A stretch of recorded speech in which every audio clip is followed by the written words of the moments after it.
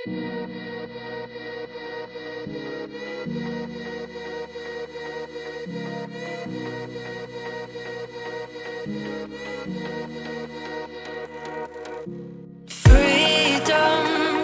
I never had the chance to run. Leave behind the said and done.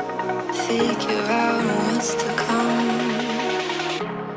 Reasons, all the bigger things I can't ignore. I'm not getting what I came here for. Gotta get ahead of something more. So I think I found a new way out, way beyond a shadow of doubt. 'Cause I can't breathe, and I guess I could be stronger now and leave it up to fate somehow. But I'm doing this for me.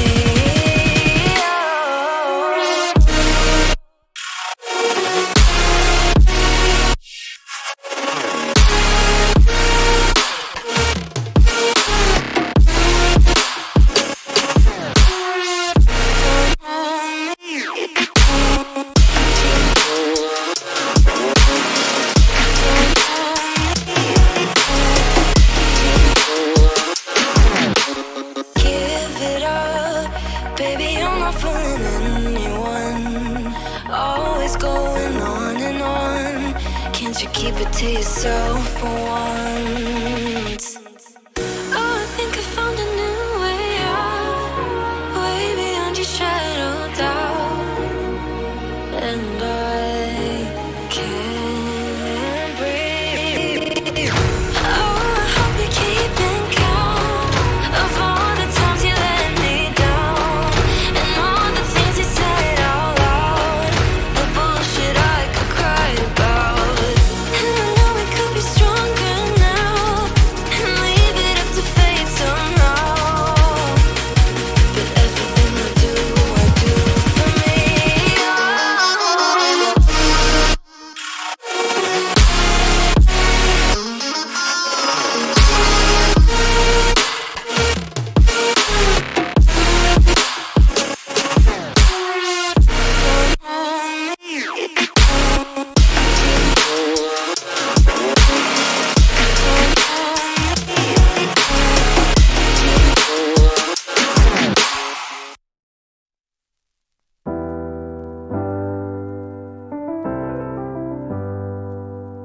I get lost sometimes and I can't seem to find a light between the walls I built for myself right in my mind.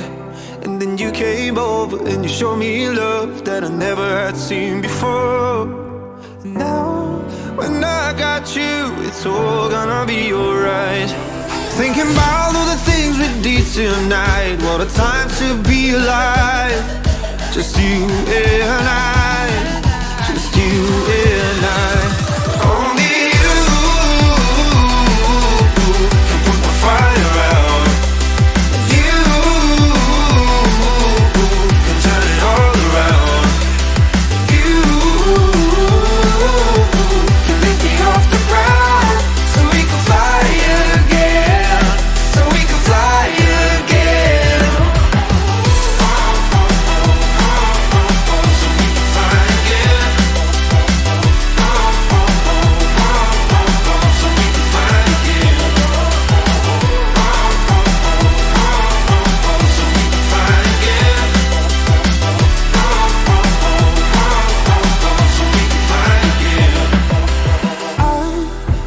Trying hard not to go out of my mind. And all I need right now is for you to stay the night. But if you keep saying that you've got to leave, then I'm gonna be alright. As long as you tell me that we ain't running out of time. Thinking about all the things we did tonight, what a time to be alive. Just you and I, just you and I. Only you can put my fire out. You can turn it all around. And you can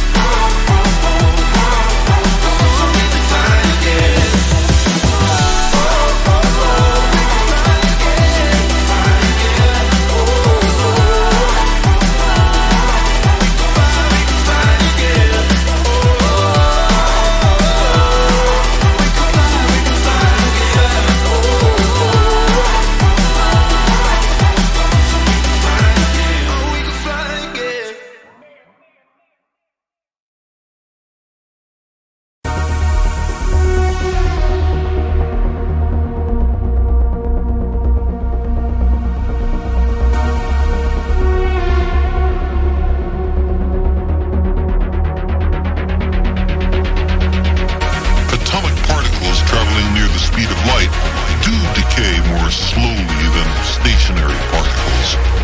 As strange and counterintuitive as it seems, time dilation is a law of nature.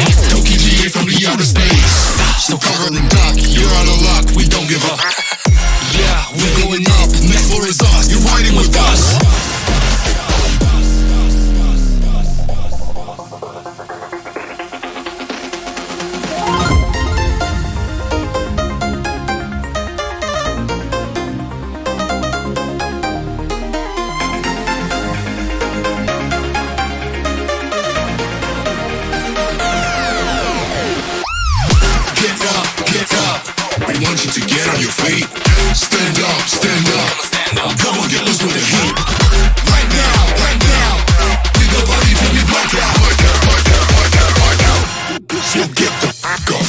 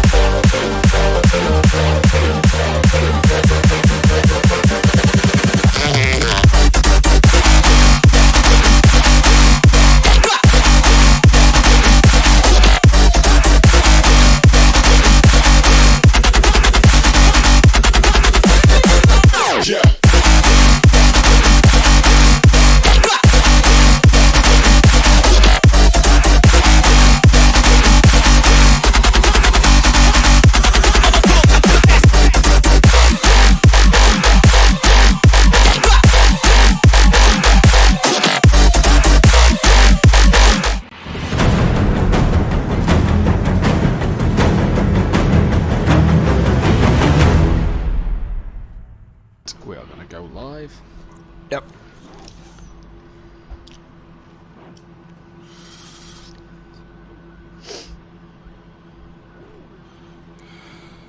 Good evening, ladies and gentlemen, and welcome to Simplay Motorsport, here for the Pro Series tonight around the Zuhui, as I should say, International Circuit. I'm Matthew Duffin, and joined in the commentary box is my Thursday night partner in crime. It's Sweden Sticky in your box. Kelly, how are you? Very well, mate. Very, very well. I tell you what, I'm going to keep calling it Zuhui because that's what I've got used to now. But correct pronunciations, whatever. Yeah, I'm good, mate. Yeah, not bad at all. Up for this one tonight. Looking forward to seeing how these guys get on. It's going to be an interesting race, especially off the back of last night. No rain around for tonight's weather. It's quite a clear day here in China, in Guangzhou, I do believe, is the area we are in. Although that's what BBC Weather... Well, that's what Google said the closest area to this circuit was. So Guangzhou, if I pronounced that one right, is the weather we've gone off. Quite clear for today, unlike yesterday, where it was a bit of tricky conditions in race 2 for yourself, Kelly. I'll say. how was that? I know we spoke to you last night briefly before the end, but that looked horrendous. Okay, well, you know that bit where race drivers say the car was almost undrivable? You know how they say that, don't they? Yeah. Well, what that actually means in race car terms is it didn't drive very well. It wasn't doing exactly what they wanted to do, but it was still going around and doing whatever. Well, last night it was nearly undrivable. Yeah. You drove down the main straight with no throttle on, and it would just dart from one side to the other because there was such horrendous puddles. The rumour was that there was going to be a thunderstorm brewing a couple of weeks ago when we first started talking about the weather for this round. If there had been a thunderstorm, mate, we'd probably still all be going round now because it was that tricky. It made the Hockenheim race look like like a very, very light shower. Like a very light shower, yeah. A very light shower indeed, yeah. So you kind of get the idea. Good night for yourself, though, Kelly, with double points, 2 podiums. yeah, very successful night for yourself in terms of that championship battle with Fury. Yeah, I think I've closed the gap a bit. Yeah, well, you've closed it quite a lot, but you can't be disappointed with your efforts of last night, can you? No, not at all.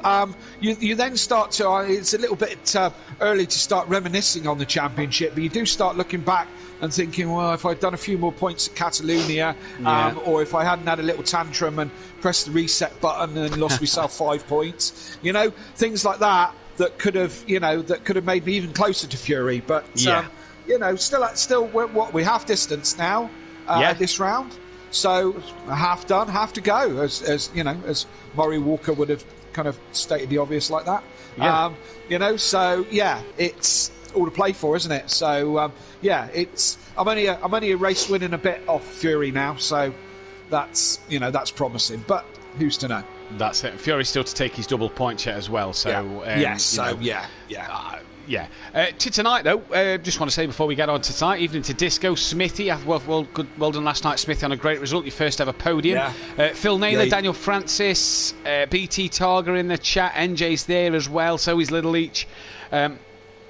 And Fury's granddad Tony. Already. Yeah, a lot of chatty people. Evening, Matt. Can it go on like Orthodox as Fury? We love a good chat. That Bozzy Boy as well is in the comments as well. So a good evening to everybody watching. The Pro Series N looking good tonight, but a noticeable absentee is Gary 131, the current championship.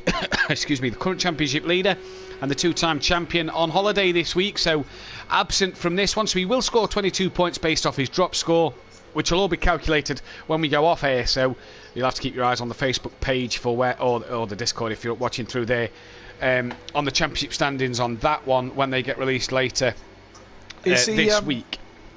Was he on holiday last night? Because he was commenting from the hot tub. So I understand. Is he still? I wonder if he's still sat in that hot tub. If he's got out the hot tub, I hope he's got back in to watch tonight, and I hope they're all there. Yeah, he's on holiday with Ariel and everybody else. So hopefully he is sat there in the hot tub cheering Little Leach on and cheering his brother on for the Leachy Legends team. Do you want some championship standings, Kelly? Oh, yes, please, man. You love him. Gary 131 love a good championship standing. Gary 131 then leads the way by 18 points, but don't forget, we'll get some points back off of his drop score off air. Unorthodox ending in second place, 18 points behind him. D-Biggs is third. Been very, very consistent this season as D-Biggs. He's been probably one of the most consistent drivers in the Pro Series. Is peaceful there in the background. He's just lost the rear of his car and goes back to the pits. Emo Guy then fourth after a double points round at Donington that was quite successful and a good week at Catalonia. Big Boy Brazier fifth. What could have been from last week before the disconnection again. He's got to get them disconnections under control. Little Each and the man just on screen there in the white Porsche is P6 with peaceful seventh for Monkey Boy, eighth. Nice to see Monkey Boy back this week. Andy is in P9. That Bozzy Boy is 10th with Rabbit Joe 11th. Sutty in 12th. Disco with Disco Face 13th. Phil 14th. Welshie 15th. And Keegs, who sadly has pulled out of the GT3s for this season, down in 16th place. The constructors table looks like this. Shake and Bake Motorsport lead from the Leachy Legends by 10 points with the class of 97 in third ahead of Iron Brew Racing. That's a good little battle for third place as well. The top two are gone, over 118 points ahead of class of 97, and they're in a 5-point scrap between Iron Brew Racing and themselves. GQ Motorsport are only 20 odd points off the back of them, so can they get onto the front with them? Straight Line Racing and Run Flat Racing and Simplay Racing bring up the rear. Not yet hit the 100 points marker. Run Flat Racing, by the way, with Sutty being at work again tonight, means that they've still yet to race it with each other on the track this season in that Acura. It's as if the team's only paid for one car, and it's like, well, you'll take it in turns. Well, probably only one car probably runs right. Well, it is a Honda. Exactly. Yeah. Oh, as we see Liam lose it. So then, they are your championship standings. We'll get into some qualifying facts in just a little bit. But Kelly, let me ask you, are you a fan of this circuit? It's okay. Probably after the tail end of last night, probably not, because, as I say, the rain was very, very difficult.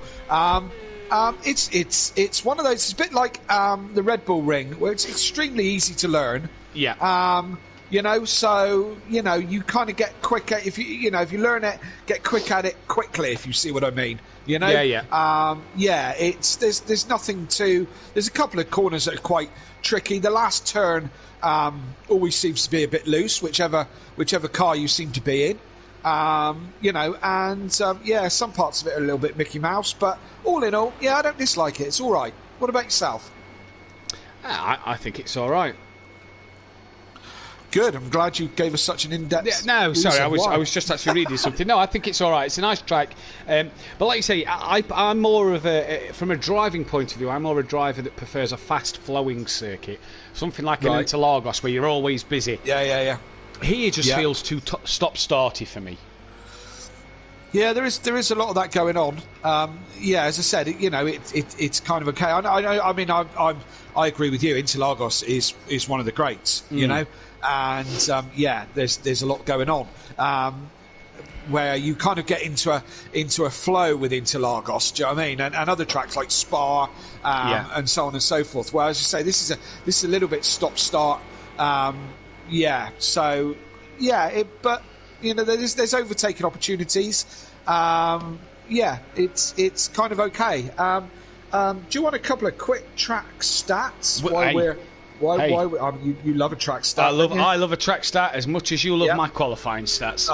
Absolutely.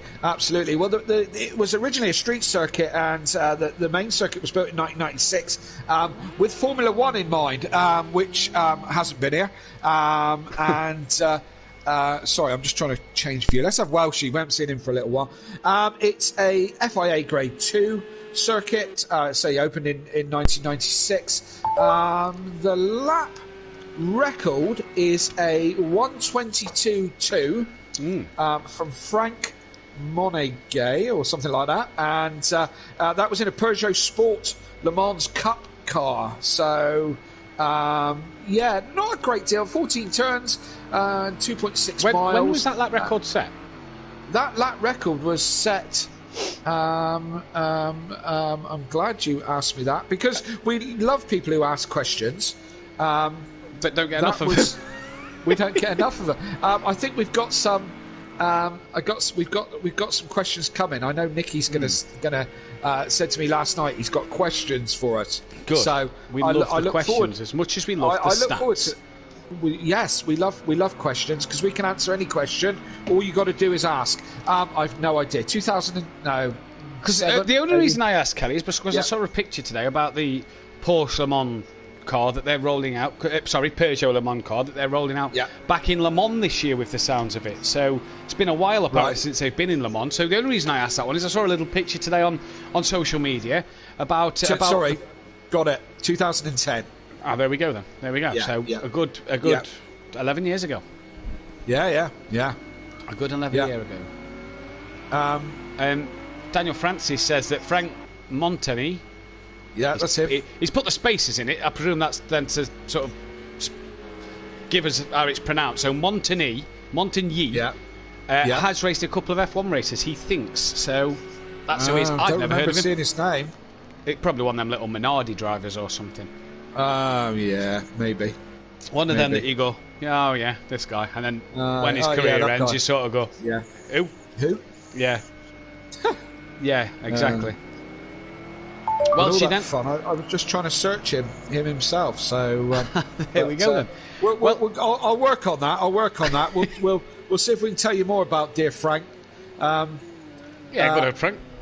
Yeah, well done, Frank. We've got Peaceful Stepdad in the chat. Ian, I believe, changed his name to Peaceful Stepdad, but it is Ian. Good evening, all. Go for it. He says, Bethany Duffin, hey all, and here to support Craig tonight. Obviously a big Gary fan. Yeah. No Gary tonight. I'm going as Betty Duffin tonight. Yeah, she's on the other YouTube account for some reason. Not on the Bethany Duffin, on the Betty Duffin. Smithy saying, go Little go Craig, Little Leachy. And then Peaceful Stepdad, come on our Peaceful, he says as well. Come on our Peaceful, indeed. As we like to call him, Yeah. Go on. Oh, God, it was so funny. I cracked myself up. We ought to get flagged with that one. Go on, Yeah. Oh, dear. Get that ready for that. Yeah. Absolutely, absolutely. So, as I said, we've got. We'll answer your questions this evening. Anything you like, really. Between me and Matt and Google, we know absolutely everything. So just hit us up. As I said, last night, Nicky said to me that he was going to send us some questions. So I look forward to that. With hopefully Nicky hasn't got another anticipation. daughter whose birthday it is this week after the brilliant singing, the brilliant duet last week, singing happy birthday to his daughter. So hopefully it's not somebody else's birthday that he wants us to sing happy birthday for. Hopefully that's not the question. Hopefully, yeah. And Yeah, it was 'cause a beautiful Stonewall's- duet. Beautiful duet. It was. You ought to get that ready for when you go DJing and it's somebody's birthday and then it's just me and you singing that. Yeah. Because I didn't really want to work after that.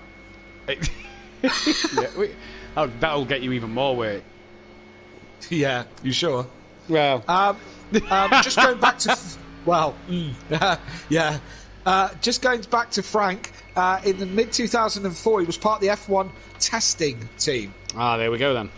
Yeah, and he did compete in the his chief development driver for GP2 series as it was then, and he was Friday tester for F1 cars. So There we go then.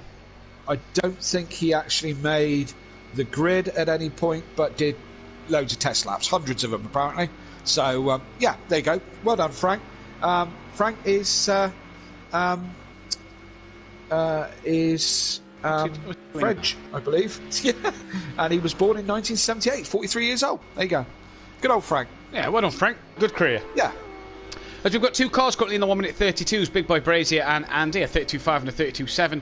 At the moment, 6 minutes left of this free practice session before we get into our 10-minute qualifying, the short qualifying nowadays. I'll give you the qualifying stats in just a moment. I know Kelly's excited to hear these this week. Yes. As we've got Jamie from Andy Disco McDisco facing that BMW, looks quite good at the moment. D-Big's Little Leech, Unorthodox. Monkey Boy, that Buzzy Boy in a nose-bleeding P8. P6 in front now. of Dan now, look. Yeah, P6. Go on, that Buzzy Boy. Liam, flying at the minute. Look at him. Yeah. He loves it. Look at it. Yeah, well, we're hoping for Liam to have a pro-type result anytime soon. He's getting quicker, my old friend. My old mate. Daniel Francis has gave us a stat that you didn't read out there. Apparently he made 7 starts for Super Aguri with the best result of 16th in Monaco.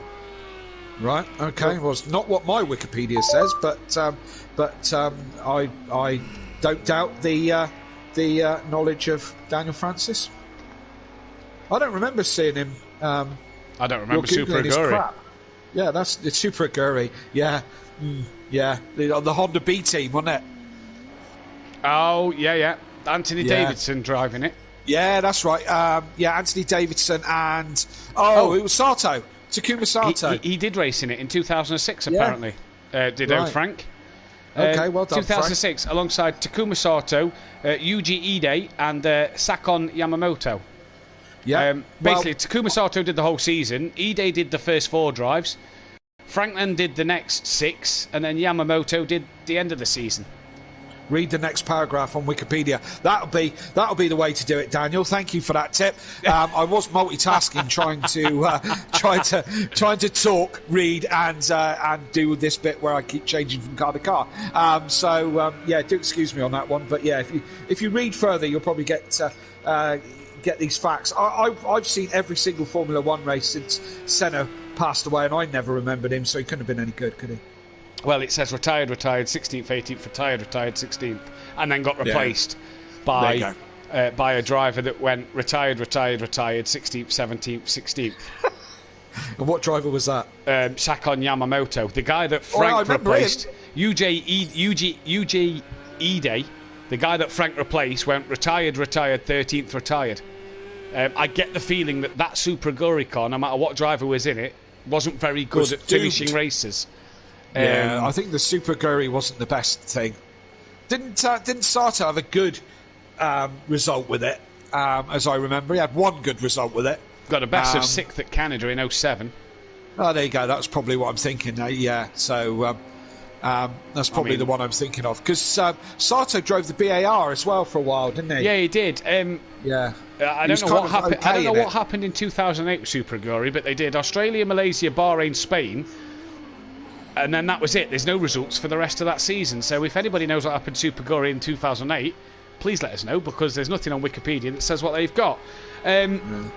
Daniel Francis, is that all I've been watching since 1996? Well, I didn't realise we were having a 86. I didn't realise we were having a weeing competition, Daniel. Oh, wow. But I'm not that old, so I can't remember. Liam has just put in the chat, race setup, let's go. I look up at my monitor, he's P3. P3? What's he been... There's something in the water in his ass at the moment. Liam is third, half a second off of his teammate, this man, who's just binned it. Just dropped it. And make sure, by the way, nobody rings Jamie Brazier's house phone, because if anybody answers the house phone, Jamie will go bye-bye. He's at it. Yep. Liam, the only one in the pits. Not that I would do that to Jamie. Who said it the other day? I think it was Dan. I think it was Dan the other day in like a midweek test going, Jamie, or it might have been Little Leach actually going, Jamie, what's your house number? I just need to call it Thursday night at 8 p.m. Well, wait till he's leading. Wait till he's leading, then call it. Yeah. We wouldn't do that to you. I wouldn't do it to you, Jamie. No, I wouldn't neither. I wouldn't. No. Unless you was beating me in the championship and I needed you to disconnect. Well, yeah. Certain circumstances. Andy's car looking a bit beat up, but he's the second quickest man out there. Flying. The only other one in a 32, and the only time I've seen a 32 through all this has been last night with Maze Gamer banging a 32, and I haven't seen one before or since. So, are we going to see a couple in qualifying? Are we going to see a 31? I doubt that, don't you? I mean, we're half a second off of a 31. Yeah, maybe it's possible, isn't it? If there's any man to do it, it probably is Jamie. Yeah. Don't rule out Andy. And do you know what? Why not? Don't rule out Liam. Looking at that pace, don't rule Liam out. Yeah, no, indeed. Going into tonight, while there's 43 seconds after this practice session, I know we've rambled on throughout it while the viewers have been watching. Yep. Dan's not looking quick. I mean, a 33.6 is you'd love to do that kind of pace, wouldn't you? But mate, I didn't see a 33 for any other week, so yeah, I'd like to do that pace. But it ain't pro pace. It isn't. Given the fact that Liam's on a 33 dead, that would suggest to Daniel that he's got work to do. Well, Matt, as we quite well know, and I quite well know, doesn't matter how your what your ultimate pace is, it's what you can do lap after lap. It's getting to the finish line without spinning. That is the trick. Which is, and again, don't take this the wrong way, is again partly why you're second at the moment, mate, isn't it, in the Pro-Am? Because a lot of drivers who have qualified in front of you just can't keep it there. I wouldn't take that as an insult. I would take that as a compliment. I remember you at the beginning of the season. Now, like you said, we're halfway through. If I can keep it on the track and get a good result, I'm happy with it. You've turned yourself into one of the most consistent drivers on the track. As there's another guy in the 32 now, Little Leach, has broken into that 32, going ahead of that Bozzy Boy into P3 as his session is done. And look at that as well. Interestingly, the top three, Audi, Ginetta, Porsche. Yeah. Right? It's not until we get down to, Monkey Boy, who's got any of the Mercs. I mean, we've only got... Disco's fifth in the BMW. Disco's fifth in the BMW. It was very Merc dominant last night, although we have got an awful lot of Mercs in the Pro-Am. Yeah. And it was very Merc dominant, and they seem to have the pace last night for sure.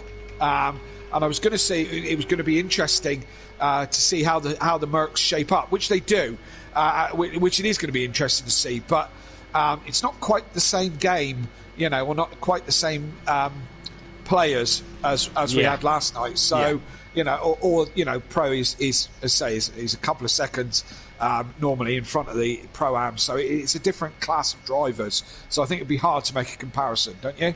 I do agree with that. So Jamie then the quickest man. We're getting straight into the qualifying session. 10 minutes of qualifying here then, where the guys will be able to get out there and get their laps in. They want to be out as quick as possible because they want to get... Oh, twitchy for me, Mo guy. Let's see how Phil's jump getting off on that one. Phil's getting on. He's comfortable. Just putting his grass box on the back of it, isn't he? That's what he's doing. Sharpening the blades underneath the Acora and get it fit in the grass box. Absolutely. Maybe just fueling her with petrol to cut the rest of the grass around Zuhui, big circuit. Daniel Francis says Super Agori folded after the 4 races in 2008. So, I mean, yeah. Yes, we believe. Little Leach, naughty, crossing the pit exit line there. Yeah. It's a tricky one, that, because it does run all the way to the first corner, which you expect it to, I suppose. But, yeah, it's just not nice. It's just not a nice pit lane line, you know? Not what you want to be seeing, though, early on is drivers crossing the pit exit line. Phil and Peaceful still in the pit lane. They're not yet out of it. So what can they do in this session at the moment? Raid test up, let's go, haha, says Little Each in the chat. And Q2 last night saw a 33.8 on pole, which was Daniel Francis himself on the reverse grid pole with a 33.8.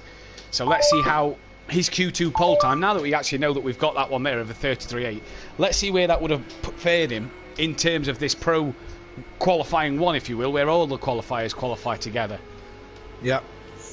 I think I was more in the 30. Well, I didn't qualify for the second race because I was on the reverse grid. But I think my first qualifying was 30. I think it was a 35. I didn't even think I made the 34s. I think it was a 35 something or other. You know, so yeah. Do you want some qualifying stats, Kelly? Oh yes, please, Matthew. Best Q1 average qualifier is that of Big Boy Brazier, who averages a P3 in Q1. The worst average qualifier, Welshie, who averages 13th place with a best of 11th. Well, he could equal his best tonight, if not beat it so far. Person with the most poles is Gary131 with 3 so far this season. Then it's 2 to Andy, it's 2 to Big Boy Brazier, it's 2 to Peaceful Explosion, there'll be Q2 qualifyings, and it's 1 to Unorthodox, which is also a Q2 qualifying. Yeah. Anybody in particular you want to know an average or a personal best qualifying time? As Welshie there just goes off and into the wall, he clips a little bit. D-Biggs. D-Biggs then has an average qualifying of P4 with the best of seconds. Not yet. He's on the front row. Has got a second, a sixth, a third, a fifth, and a fourth, but has only been on the front row once at the very first race of the season at Spa. Hasn't yet been back to that front row and has an average qualifying of the second row of the grid. So what can he do tonight? Yeah, indeed. He's got to be one of the most consistent guys in pro, isn't he? He's the drop score page where we see, the drop score page where I get to see everybody's points for that full round. D Biggs has scored 36, 26, 30, 35 and 33 points. Yeah. 26 being his drop score, meaning every point he's scored has been between 30 and 35 that's counted. That, I mean, if that's not consistent form, you know, when you look at Dan and you go 23 to 26 to 34, none at Donington, which is obviously his drop score, but then to 45. Yeah, that's good. Yeah. And all right, it's helping him be above D Biggs in the standings, but Dan maybe would have wanted them 23s, 26s a bit higher. Yeah. Which he hasn't got. You also look at the likes of Gary, a 22 and a 21 to his name. He'll have a nothing tonight, a 36, a 35 and a 51. We've not actually had anybody who's taken maximum points since Fury at race 1 at Spa in the Pro-Am. Gary's got a 51 to his name and nobody else has came close to a maximum point round. Yeah. So I've got a ball. I'm knocking him out of the ballpark. Absolutely, mate. Yeah. Yeah, surely there's no pages left on that Toy Story notebook. It's not on the Toy Story notebook. That's all on the spreadsheet on the computer. Spreadsheet. Excel? Google Docs. Same thing. Yeah, pretty much. Yeah, pretty much. Except I'm just not... cheap. Just the free. I was going to say cheap version. The free version. Cheap version. It's very cheap. It's free. Yeah, we like it. Yeah. So, I don't have the Excel and stuff like that. So, me and Kieran put our heads together on the Google Docs. I say me, Kieran put his head together on the Google Docs and did it all. And I'm sort of learning from him, if you will, as the season goes on. I'm sort of slowly figuring out how to get all the maths and the formulas there to be able to give you these stats. We're halfway through this qualifying session. Well. Thank you very much. And D Biggs has now got himself into the 32s with Jamie. A couple of taps off of Jamie's pace from practice. Jamie as well not there himself. And a few drivers still have, Andy and Little Each, that Bozzy Boy Welshie. They have all got outlaps, if you will, done. Kieran in the chat, you're welcome. Well, thank you, Kieran. Yeah, so a few people have done outlaps. Emo Guy's 35, I wouldn't say is a respectable time for what Emo Guy could do in that car, as is probably Disco's with a 34. I'd say if you're going to look at a slow time in this pro group, a slow time's going to be a 33. I mean, Daniel Francis is 33.8 at the minute, would have him P4. Yeah, I think the rest are going to tumble. To be fair, I think Emo in the 35. Oh! That's going to be. Who was that? Peaceful. Was that Disco? No. It was. It was. Was it Emo going into the pits? No, it was Peaceful spinning at the back end of the track. Right, okay, and he's pitted it now anyway, yeah. So Daniel, at the moment in P3, but a second off the ultimate pace at the moment as Jamie Brazier's gone first, like 32.2. So are we going to see that 31? That's 0.3 quicker than his practice time, because his practice time was only a 32.5. So Jamie flying at the moment, and that's interesting. Absolutely. Look at there's the Acura doing its job as. I got it in before you did. Jamie's running with quite a heavy fuel load, you'll say there. Look, 40 litres of fuel on board that Audi as he's gone back to the pit. So clearly I don't fancy that. Phil Welshie in the pits as well. Little East, tell you what's going off with Craig at the minute? He's down in P... No, he's not. He's got up to P7. Andy's just got second with a 32.8. Oh, hello. Andy's joined the party. Are you about to take us through a lap? Oh, I might, but we're at the wrong end of it. So, and they've just... right. Where's Andy? Where's Jamie? There is someone at the back end of the track. Looking at the track map, they're just coming up to the final corner. Who's that? Sorry. I don't know who it is. I don't know who it is. There is just somebody.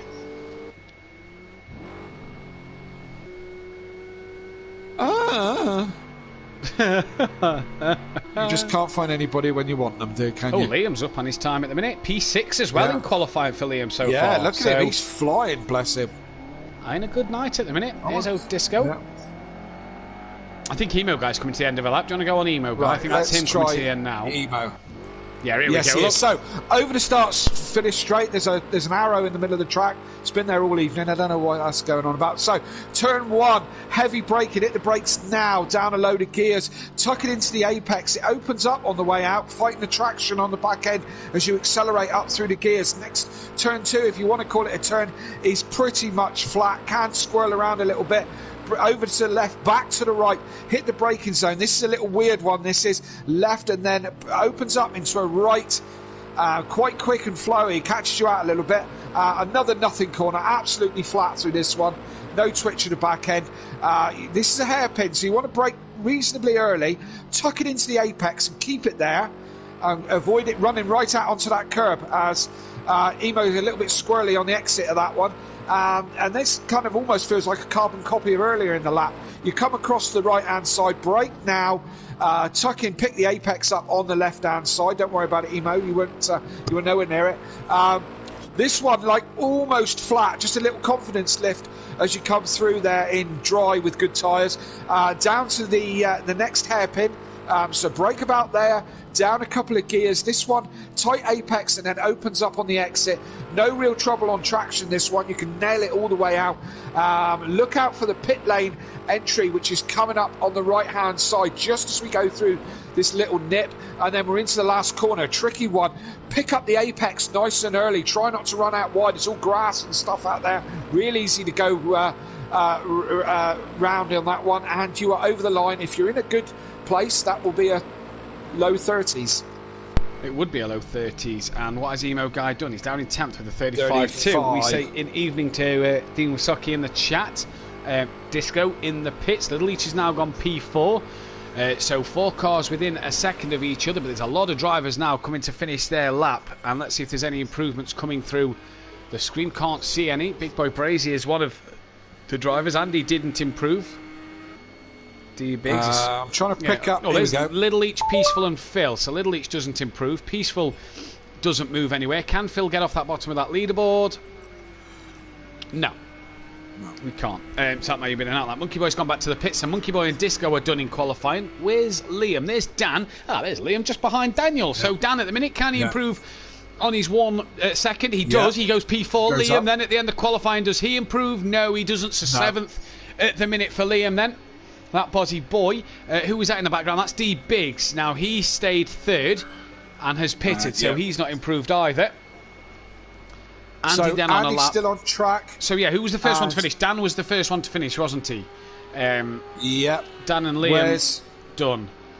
Where's Jamie in a post? Oh, Andy's run wide, so that'll be the end of that. Jamie was up on his own time. You've got that fancy Doodar app, haven't you? That I have. Yeah, I haven't loaded it. Oh, great. I'll have to do it for you too. Oh, wow. Yeah, you got a lot to do and all that. It's hard being in the box on your own. Oh, I know you're with me, but you're some several hundred miles away from me. Well, yeah, but that doesn't make me have to load the app and all the rest of it. He's up on his delta. He's up on his delta. He's up his delta. He is. Yeah. So we'll have to rely on the good old game instead of the what was the efficient Matt Duffin. Yeah. Apologies. Yep. So poor of me to not get it on. Yeah. I know. I'm disappointed, and I'm sure everyone else is. But let's have a look. Jamie could have come across the line. Will he go quicker? Can he put it in the 31s? He wasn't that high up in his day. He does go quicker. 32.1 is what he got in the end there. Wow. That's quick, isn't it? That is a quick time. Do you want to read us through the list, Kelly? While I just go in the qualifying excuse me. page. It's first place, Big Boy Brazier with a 32.1, as I said, in the Audi. Ivory Racing takes pole position from Andy in the Ginetta, just half a second behind him. D Biggs in third, and his teammate on Orthodubs in fourth. Little Leach doing a stellar job in fifth place. Disco Face is in sixth place. Liam, that's a good solid qualifying from Liam. That Bozzy Boy in seventh.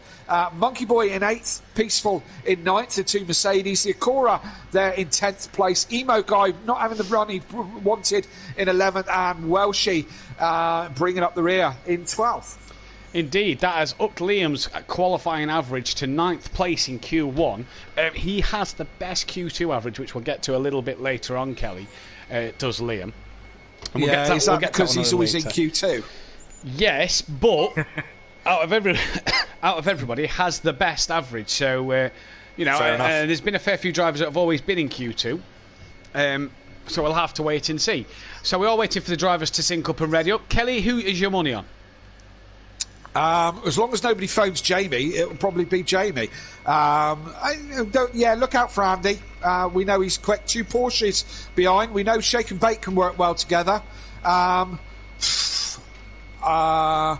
going for D Biggs for the win. Yeah. See how we get on. D Biggs for the win. Sorry about that. If I just ruined his race. I think D Biggs is a good choice. Shout out as well. Double bubble. Sorry, Don. You're going to be, I don't know, on your roof somewhere. Hopefully not. Sorry about that. Disco Face saying he couldn't hook a lap up there. So interesting to see. Still got 6th though in the end. Yeah, it might be. He might have a race pace. I mean, again. Qualifying is qualifying, but it doesn't mean anything really. Do you know what I mean? It's I started 10th last night. In this one, so I'm not really finished up. Look where I finished up. Very wet. Yes, bad end of the night, especially. Yeah, absolutely. So we'll have to see what these guys can do. Yes, anybody on that grid's capable, aren't they? I think, you can't rule anybody out. It's just why they're in the pro group. Absolutely. We're getting ready to go here then. The sounds rise, the revs are rising, and it's green here for the first race. Who gets the best start? Welshie in the background looked like he got a good launch. Liam as well looked like he got a decent getaway. He's already challenging Little Eats. Look, move to the outside. Jamie's gone out front, and Andy's been swallowed up by a shake and bake sandwich there as D Biggs and Dan came to get him but couldn't get through. Liam a bit wide at the exit of Tier 1, maybe a bit too respectful. We all look away cleanly, to be fair, although Monkey Boy's just dropped down to last. Jamie from Biggs. Dan now has got Andy done, and he's got Little Each behind him.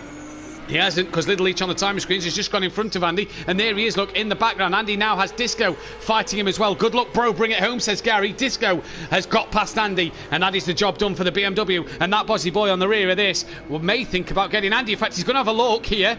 Can't get it done, a bit of a tap up the rear end. Come on, Andy, better get a move on, because I'm coming. Yeah, good clean start from everyone. I don't think there was any problems. Welshie must have had his hand on the right-hand side of the steering wheel because he went shooting off to the right when he started. I don't know what that was all about. We couldn't see what was going on at the back. But everyone through cleanly, although Welshie is dropping back rather quickly, and as is Monkey Boy. So I don't know what happened to them in the beginning of all that. Andy, here the goes big Liam. loser out of that one. Liam's going to have a go. He's going to have a go, but he ain't going to make it. Andy goes Andy deep. wide. Yeah, Now, Andy goes very. Was there a very touch? wide. There didn't seem to be a touch, but was there a touch? Did Andy just think Liam was still there and decided to leave the space? It wasn't. There didn't look to be a touch, but either way, Andy's now lost 3 more places to Phil and Peaceful, as well as Liam in that one. Disco now is trying to hunt down the 3 Porsches in the Audi. Liam running P6 at the minute. Can he get on the rear end of that BMW? The Acora's up into 6th place, and Phil, he's going to struggle tonight. So every position he can get is going to be a bonus for him. The Acora, we know it's not the best in the straight line, so can Phil hook it up? On board Little Each, though. Jamie's not checked out up front so far at the minute, and D Biggs is taking Little Each and Dan with him. Yes, indeed. And I was messing around putting the track map back up. I wish that would just leave it there when I tell it to. But anyway, good start from all the Porsches, really. Little Each, Unorthodox and D Biggs, all in close company. And as you say, Jamie hasn't checked out yet. So looking like good race pace from the Porsches. Disco's still there as well, look, with a watching brief, and Liam just dropping off these guys a little bit now. So we'll see how he gets on and whatever. But there might be a race of 2 groups, this. Yeah, he's got to kind of now try and work after Disco got past Andy early. He's obviously let Disco get away a little bit, and Disco's managing to keep up with these front runners. Can that Audi that's looking like he's starting to pull away from Phil get on the rear end of this little 4-way battle? The BMW of Disco's doing very well to stay with these Porsches. I wouldn't say the BMW's a massive good car for the straight line speed, you know what I mean? Not a top end sort of car, good through the corners, but maybe not the best on the straights. But Disco here is making it work. I've never driven it. Yeah. So, he's gone for a move on Little Each. And a tap! That was ambitious. ambitious. Tap up the rear, yeah, very ambitious. And Little Each has lost a couple of places. That's promoted Liam into 4th. Little Each somehow didn't lose it that badly. It was a hefty whack. He's only lost the 1 place now, but crucially, he's off the back of Dan and D Biggs. Here comes Phil having a look. We'll just stay with this one because the Acora's going to make a move up the inside. Can't get it done. We should have cut. Yeah, we should have done. Yeah. Over-ambitious move there from Disco, would you say? Yes, that would be my thing. But do you know what? One thing I kind of I'm slowly learning, and I'm a bit old, so it does take time from time to time. Yeah, is that what we see on the stream isn't always the way it happens. Not that it's not the way it happens, but different angles and so on and so forth. Last night, the first straight, the pit straight was absolutely sodden by the end of the race, and there was cars diving all over the place. But on the stream, you couldn't see those puddles. No. You know, I watched the stream back today, and you couldn't see the puddles that we were dealing with, and also things, you know, different angles, different incidents, things look very, very different. You know, so it didn't. I thought it was ambitious from Disco, but it may not be as ambitious as it looked. Yeah, we'll have to see if that one gets put in. That's promoted Liam up into P4 at the moment, but he will have a Little Each that's angry and trying to get back past him. Andy's got ahead of Little Each of Peaceful here, so Andy's back up into 7th, trying to chase down the Acora. Disco's all the way down in P9 at the moment, so he's lost out massively so far. I say that he is being attacking. No, yeah, he's defending from Emo, right? Yeah, I wonder if he's carrying damage. The car looks intact, but I wonder if he's now carrying damage with that car. Let's have a look at Little Leach. He's got his spoiler on, so that's something. Yeah, again, the Porsche doesn't look massively impacted, does it either? No. Considering the kind of whack that they both had, and Little Leach is up on his Delta, so maybe he's okay. I mean, I had a little whack with my teammate. It was all a bit multi-21 last night in the first corner of the second race, and I had an incident with my teammate, enough to hit him in the rear and turn him round. Yeah. And he had 0 damage, absolutely 0 damage. There we go, and I had 4 on the front, you know, which is nothing. Yeah. So, do you know what I mean? It is. You can have an accident and not have too much damage. It can happen. You know? Yeah, it definitely can. Andy's got past Phil, and so has Peaceful Explosion then, as Phil's lost 2 places this lap, and he's got a Disco. that's boogieing on his way up to try and catch the rear end of him. Hey. With yeah, there you go, you're like on it, yeah. With Monkey Boy attacking Nemo guy here for P10, and tucks back in behind him. Well, she's not a million miles away behind these two, so they're all still pretty close together. 23 seconds separating the leader and last place. Jamie just now starting to check out up front. Yeah, he's starting to drop the Porsches a little bit of D Biggs and Dan, who are still in very, very close company. Running line astern, these two. Daniel within a second of D Biggs. So their pace is good, but Jamie's is better, as he, as I say, has got just taken just now 2 seconds ahead of these pair. Liam still holding his own in fourth. Good race pace from Liam as well. Only a couple of tenths off the back of D Biggs' last lap. So Liam having some good race pace, but like he was about to say there, he has got Little Each gaining on the back. And pit window is open this lap as well, so drivers can make their pit stop. Yeah, I thought Liam was just a little bit slow on the uptake on that one, but I think it was just the way we caught it. Little Leach is hunting him down. If I was Liam, I don't know if you agree with me, Matt, but I don't think I would fight that one too hard. I would let him through and let him go. We've lost Ian. He's disconnected. We've lost Ian then from the race. He's not got to three-quarter distance, so he will score no points for this one. Then, after a good couple of rounds in the last few rounds as well, so what a shame for him. And I agree with you, Kelly. I don't think I'd be fighting Little Each too hard. As much as Liam will take a P4, I think you've got to choose your battles, haven't you? And a P5, choose your battles for sure. Even though there's only 11 drivers out there, a P5 for Liam at the end of the day is still a very good result. Yeah. Well, it looks like Liam isn't getting that memo because he is defending, and rightly so. It's his choice what he does. Oh, Andy in the background. He held on to it, didn't he? Held on to it. Squirrely. Here we go. Little Leach is going to put this one on. He was, easy enough. Oh, Liam, give him a little bit of a nudge. The back end of that Porsche must be made out of titanium or something. I think he was expecting Craig to sort of carry the momentum through the corner there, because it looked like he was trying to go for a cutback, but Craig just got it stopped on a knife's edge. As Disco McDisco Face is the first guy into the pits, and we've got Mr. Rizzler. Disco in the chat, he says, with no Don last night for us to see the pace, could this be an Audi track with Liam doing well too? Well, that is a good question. No Don last night through being away. We didn't get to see the Audi. We normally do get to have a look at what the Audi can do before the pro lads go out there. So looking at this, I mean, the Porsches are doing, and poor old Matt got cut off in mid-sentence there. I don't know what happened. Probably dropped something. I caught the switch on my microphone and turned it off. With Liam doing well, and no disrespect to Liam, and Jamie obviously out front, we know the calibre of Jamie as a driver. Does this suggest that the track does suit the Audi a little bit? Maybe so. As you say, we didn't see an Audi on track last night. I mean, it was Mercs and Porsches last night. I didn't know there was anything else, was there? Well, Dean and DJ Phil in the McLaren. Oh, yeah, but they didn't do anything with those particularly. I think DJ Phil qualified quite well in the second race, but there was only 4 qualifiers in the second race last night, so not taking anything away from Phil. We didn't see a lot of McLarens last night. The McLaren, though, is a bit like the Acura and the Ginetta, isn't it? It's a car that struggles on the straight line tracks as Andy comes into the pits. We've seen, we don't see the best of McLaren unless there's some decent flow of corners to come up that the McLaren can do roll rounders. Andy in and out the pits before the lollipop pops man says, there you go, mate, away you go, and he gets it going on his way. Dan's got in front of D Biggs. I don't know when that happened. Team orders? Or what happened?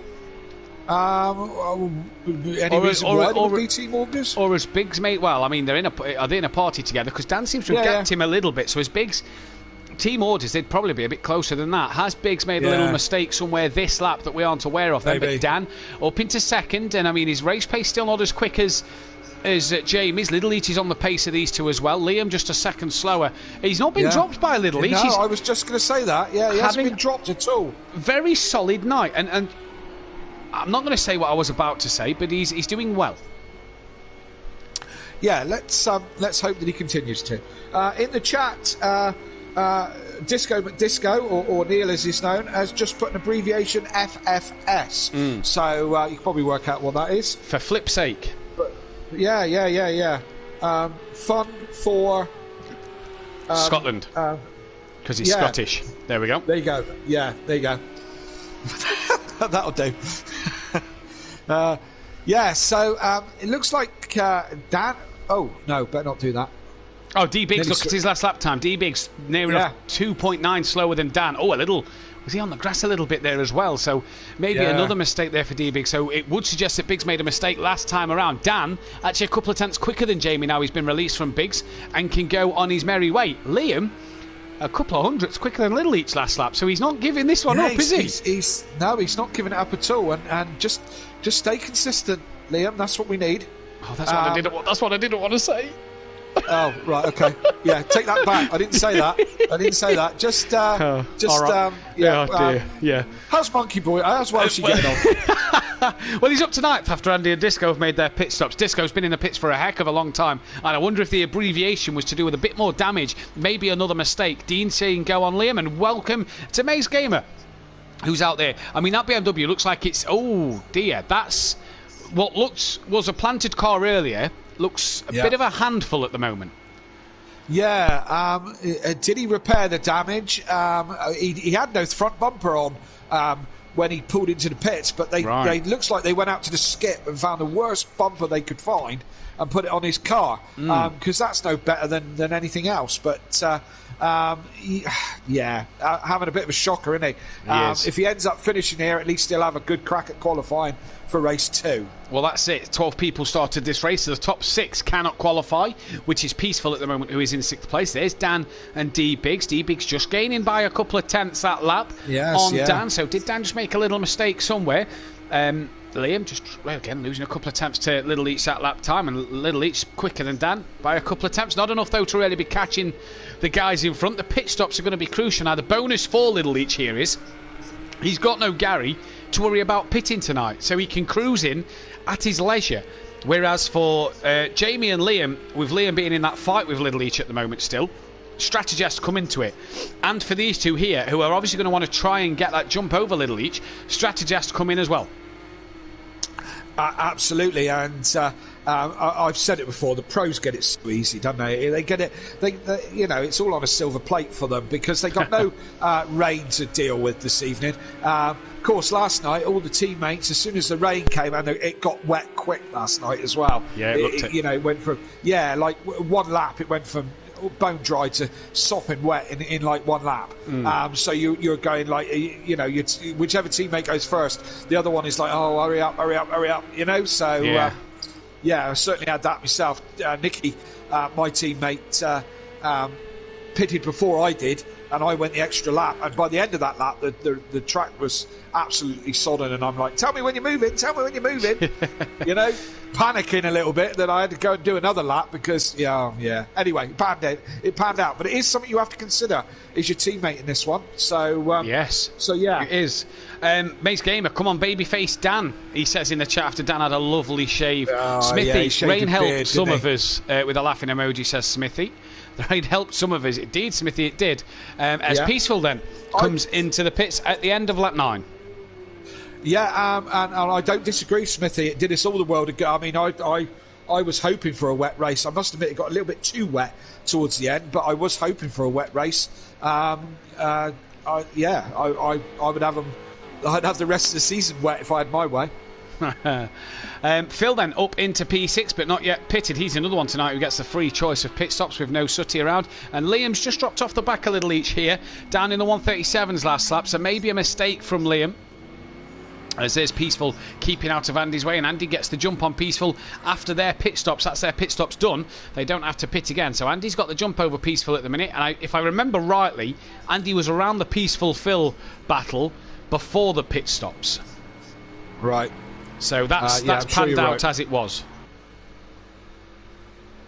Yeah. So as you say, that's these guys are in close company. That and D Biggs and Unorthodox, who've been within a second of each other for the last 10 laps, and really the only battles on track. What you guys can't see, and I say it every week, we get a little indicator to tell us who's close to who, like a little marker that tells us who's within a second of somebody, so we can try and keep an eye on the best battles. That's the only thing we get to see. We don't get any preview screens or Sky Sports whatever.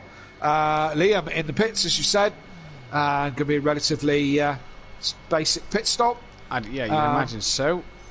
Although it looks... And yeah, that's the way. So, wasn't it? Yeah, bit of your average one. Oh, Phil's in as well. Strange little pit lane entry to this one. It kind of curves round in the... What? Very, very strange pit stop, I'm saying. Oh, Yeah, sorry, very strange. No, right. yeah, I was agreeing with you. It kind of curves around at the shape of the track, and then has a little kink just before you come into the pits itself, and there's a wall there. It's quite easy to lock the fronts as you're trying to slow down and get very close to that wall. So, it's a little strange little entry, and the exit's reasonably easy, although the pit lane runs right to the apex of turn 1 and puts you in the wrong place. But hey ho, that's the way it is. It's the way the cookie crumbles. Well, she hasn't pitted yet, or not that I've seen.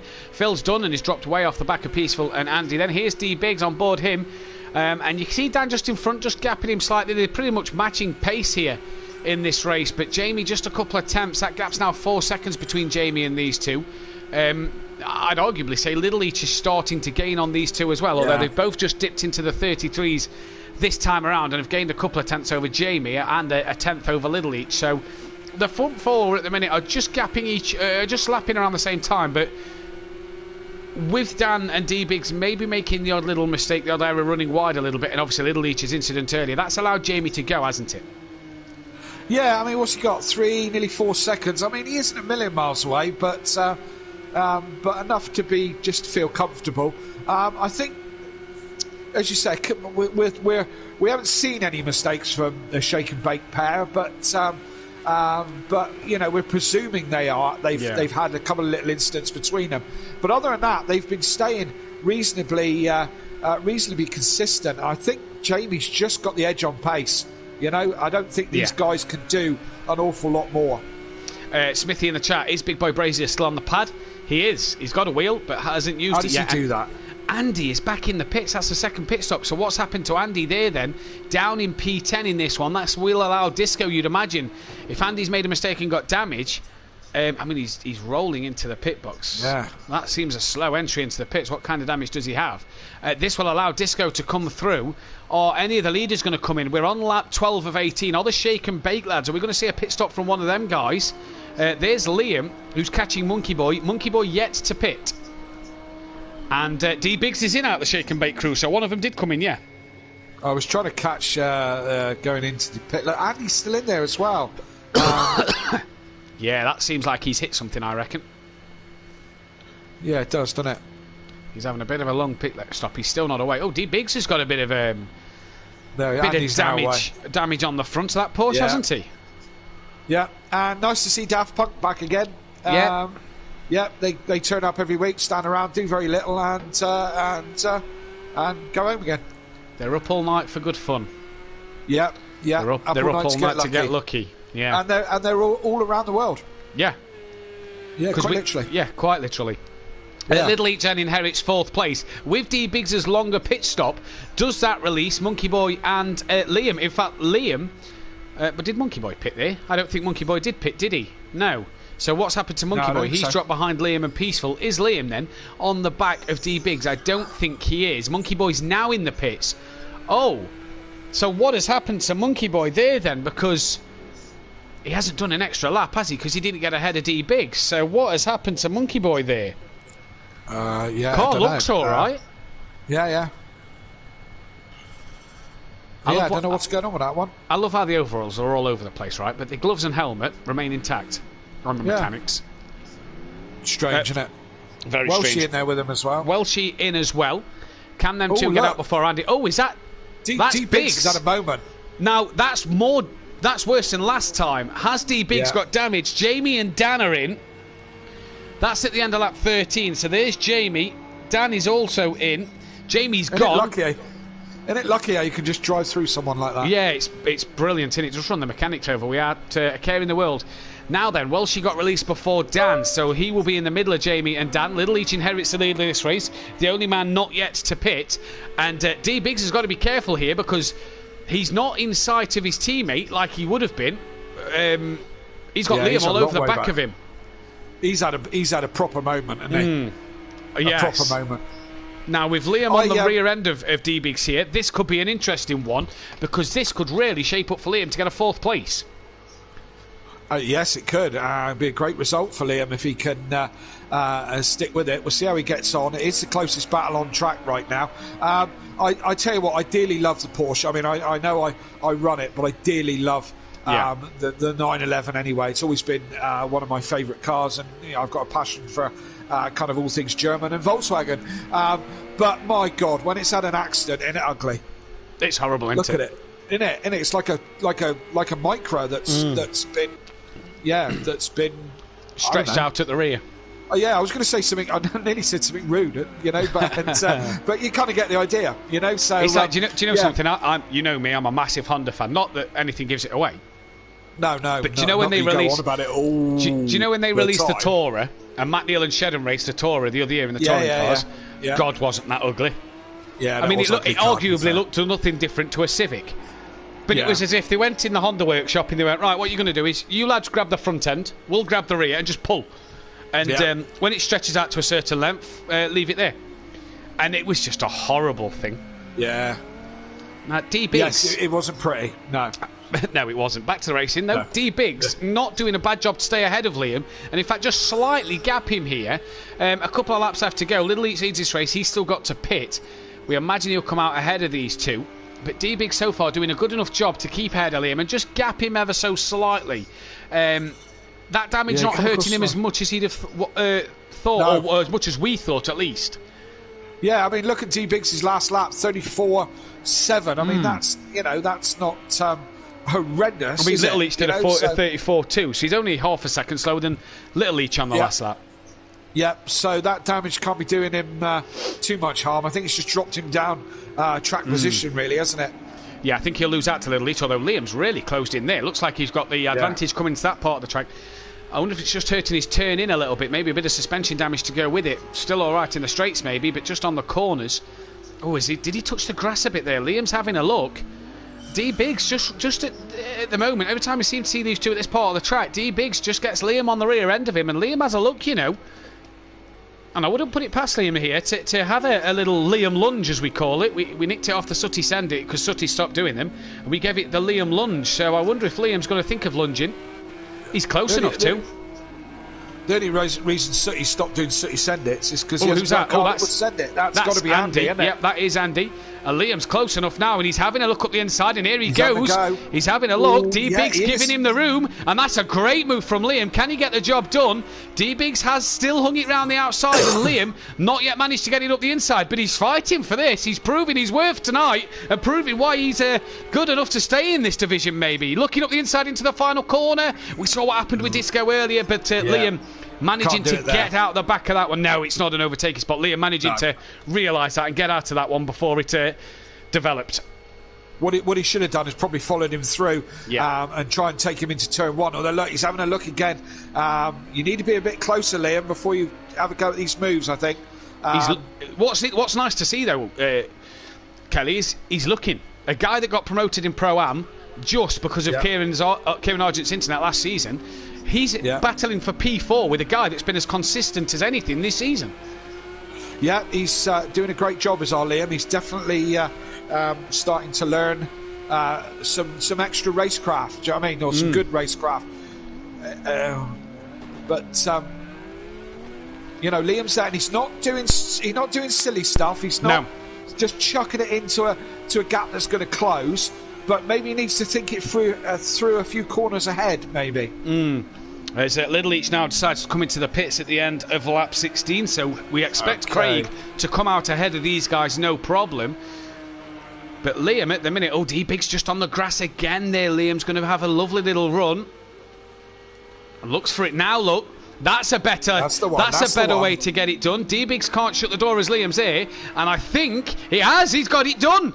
A lunge up the inside, great manoeuvre, saw the advantage of Biggs running onto the grass. Now D-Biggs is going to look back, and like we said last lap, this really isn't the part of the circuit to make the overtaking manoeuvre. Now then, Liam up to fourth, Craig's out the pits, so Little Leach is gone, so the podium's out of reach. It's about hanging on to this P4. Can D-Biggs answer back to Liam? What's D Biggs' lowest finish of the season? Let's have a look. Lowest finish of 6th. So, I mean, it's still not going to be his lowest finish. Liam's best result. Oh, Liam. No! Oh, Liam. I was just about to say his best result's a P6, race 2 at Spa. I mean, this will still be his best result. But is he just pushed a little too hard after getting past him there because he's gone off? Yeah. And what a shame for Liam. All right. Right, Liam, just regroup. Yeah, gather it all up. But he's got a healthy gap back to Peaceful. So if he gathers it all up, he should be able to finish this race where he is. But after all that hard work, yeah, well, what can you say? What a shame for Liam. He'll be downhearted, but not disappointed, because I'm sure he'll take a P5 as well as a P4. He's well in front of Peaceful Explosion at the minute, but just Liam there, maybe getting past and pushing too hard. Dan has lost 2 more seconds to Jamie Brazier after the pit stops. That is Andy off again. Andy has struggled here tonight. He is real. That car's crabbing. Oh, yeah, that's a mess, that one. Yeah. Andy is on lap 16, so he will score points if he retires. Look at it. Can't even keep a straight line. No, he has. So he has retired. So he will get points for 11th place then, will Andy, but not the night class of 97 needed, especially when you've got a Liam that's up the sharp end of the grid for the Iron Brew Racing boys, doing wonders. Yes, indeed. So is it, what was it, top 6 that can't qualify in this one for the next one? Yeah, top 6. Right. Yeah. So, so Andy gets another shot at it. And got to say, he's probably going to be favourite for pole. Do you remember when I said Liam's got the best Q2 average? Yeah. That's going to be tarnished in the next qualifying. It is, because he's not going to be in the top 6, so it's going to be absolutely tarnished. But I'm sure he won't be bothered about his qualifying 2 average. I'm sure he'll be more bothered about his finishing place. Still not out of this one. 4 seconds behind D Biggs. It's close enough for if Biggs to make a mistake. That's of some significance. Liam can get that place back. So his race isn't done. He needs to keep it in there. He's well in front of this man, Peaceful. Although, again, another mistake that's big enough, and Peaceful could find his way through in 6th place, which will be Peaceful, Liam, D Biggs, Little Leach, Unorthodox, and Big Boy Brazier, who cannot qualify as excuse me. I think Jamie's about to come to the start line, start the last lap. I presume so. Yep, there he is. He's just started it. On lap 19, he's got nice comfortable 7-second lead over Dan. Let's hope that his house phone doesn't ring right now. Oh God, could you imagine? Be just gutted. Oh wow, yeah. He'd score points, but it'd be points for 10th, not for the P1. Let's not talk about it, shall we? Yeah, let's not. Dan so second. Dan been in a solid second all the way through, second and third, hasn't he? Solid. Nice consistent run. Where does he get it from? That'll be a good result for Dan. He'll take Little that. Leach, he will take that. Yeah, Little Leach again doing a solid job, and he's back up to 3rd place, isn't he? Yeah. Considering he got whacked by Disco, didn't he? Disco gave him. Gave him a lover's nudge. So he's making the best out of this, for sure. D Biggs with the Porsche that looks like an interfered with Micra. Is 4th place again with that kind of damage. It's not bad, is it? No, it's not too bad at all. Only 10 runners left in this race. We've lost both the Janettas. Jamie's coming towards the back end of the lap now. He's coming up to the last corner. Here he is, look. Dominant performance. Lights to flag, really. The only time he dropped lower than the first was when he pitted. Lights to flag victory. The internet's not going to hurt him in this one. It's a race win for Jamie Brazier. His 3rd of the season and 17th overall. Another man who's not going to be disappointed is Dan P2. He will take that one all day long. And Little Leach is going to cross the line to finish off the podium. I'm sure he'll be happy with a P3. D Biggs looks like he's going to be settled on for P4. He's got to get there yet. There's Liam in the background. In the background. Yeah, what could have been for that Buzzy boy. But won't be too disappointed, I don't think, with a P5. But D Biggs gets it through the last corner. He's going to take the 4th place with Liam in the background there. Look, coming round to take the P5. Good result for Liam. I'm flashed the lights. For sure. He's got the lights on. He's not flashed them, but he turned them on. There we go. There's a quick flash at ends. Peaceful Explosion, a quiet 6th place, I think we can say there. Yeah. Phil is going to get a P7. The Acura charging He's again. about 2 days behind. Yeah, but it's charging. He's on it. It's Phil. Yeah. Round he comes, and Disco down in P8. Not the race he'd have wanted after being up there early on. But that tap with Little Each just seemed to unravel his race here. But he'll be one to watch in qualifying as well. Yeah, for sure. Monkey Boy is going to take P9. There's Welshie in the background, actually. He's going to get 10th. Welshie will finish, yeah. Yeah, he's a lap down, so Monkey Boy will get P9, and he's the last one to finish. We wait for the fastest lap. Well done, Big Boy Brazy, says Smithy. Yes, Little Leachy, says Smithy. Congrats, Jamie, says Peaceful as well. As here comes Monkey Boy to finish his race. And we'll see who does the fastest lap. 33 dead, that would be Jamie. That's got to be Jamie then, isn't it? Wow, that is some great that's race quick pace. on race pace, that is, yep, absolutely. Yeah, that is mighty. So Jamie takes a race win from Unorthodox with Little Each in third, D-Big's fourth, that Bozzy Boy in fifth, with Peaceful sixth, Phil seventh, Disco eighth, Monkey ninth, Welshie 10th, and Andy, who retired. We lost Emo Guy earlier in the race as well. Hopefully we can get him back in for race 2. But we're going to take a very short break. We'll be back in just a moment. So guys, don't go anywhere.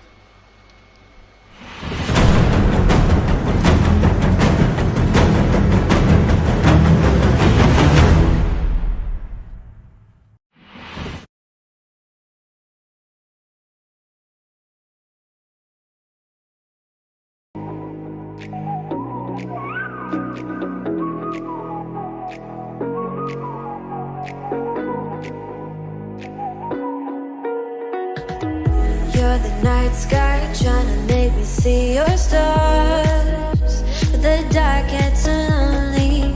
Now I see violet, I can feel silence. In the dark's all that I see. When your stars are burnt out and your heart makes no sound, I'll find violet in your eyes. You'll always be my night sky.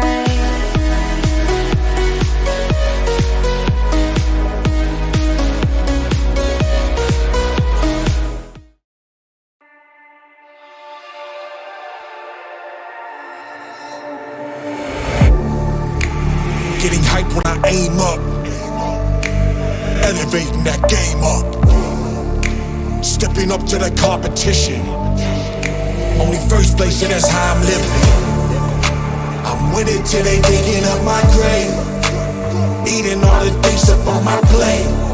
Game face when I step up into place. I was born and when I watched me elevate.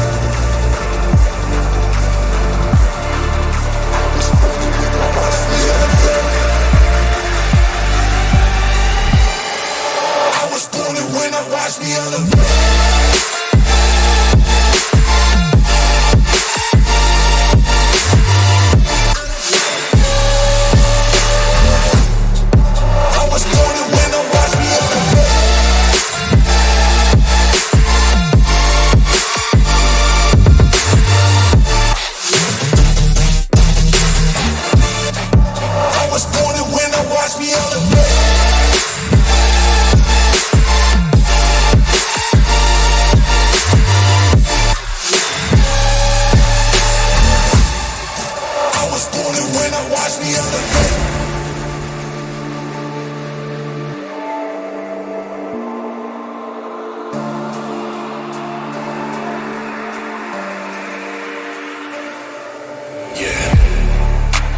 All in when I show up, whole place about to blow up.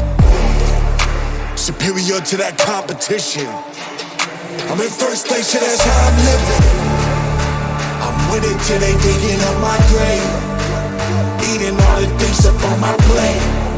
Game face when I step up into place. I was born and when I watched me elevate.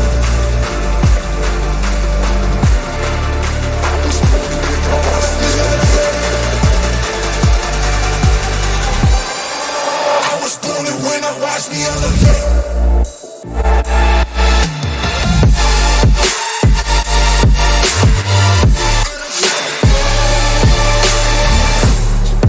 I was born and when I watch me elevate.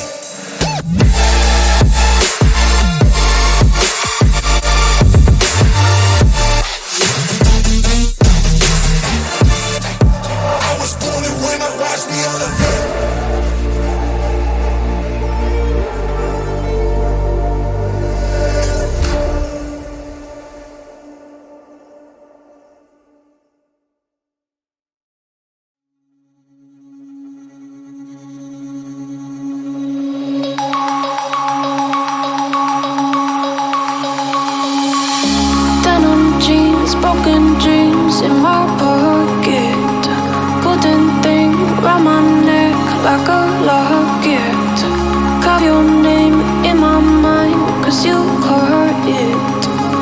You caught it. You're golden, golden. Honestly, you know it. Me under the streetlight at the young, so I could show you. You're golden, golden. Honestly, you're glowing. Me under the mezzanine, just so that I could show you. You're golden. Yeah, you're golden. You're golden. Yeah, you're golden.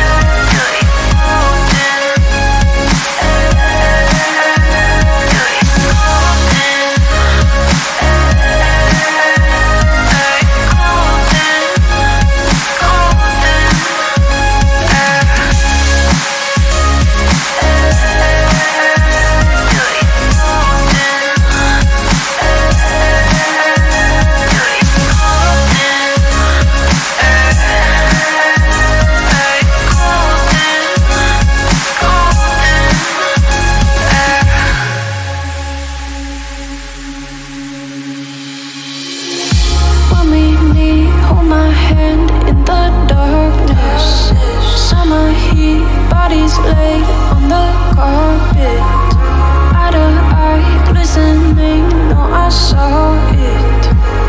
I saw it. You're golden, golden. Honestly, you know it. Me under the streetlight at the young, so I could show you. You're golden, golden. Honestly, you're glowing. Me under the mezzanine, just so that I could show you. You're golden. Yeah, you're golden. You're golden. Yeah, you're golden. Golden. You're golden. Yeah, you're golden. You know it. Yeah, you're glowing. Golden.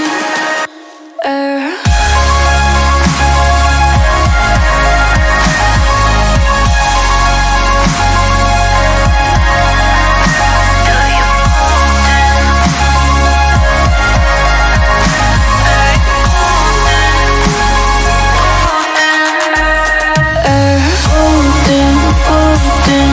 Honestly, you know it. Me under the streetlight at the end, so I could show you. Golden, golden. Honestly, you know it. Me under the golden. Yeah, you're golden. Golden.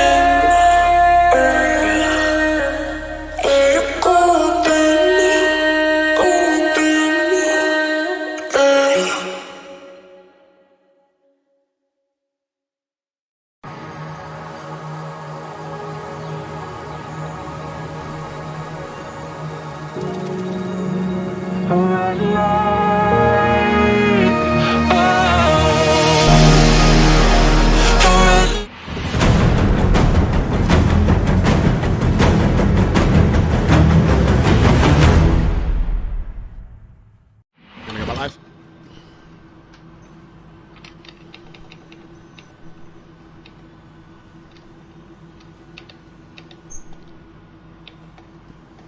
Welcome back then to Simplay Motorsport, and we are back here live for the second qualifying. We're just waiting Kelly to get in the session. He did disconnect just before we went off, so apologies while we just sat watching Jamie, Liam and D-Biggs as Porsche parked in the pits. Little each unorthodox Big Boy Brazier, Liam, D-Biggs and Peaceful cannot qualify.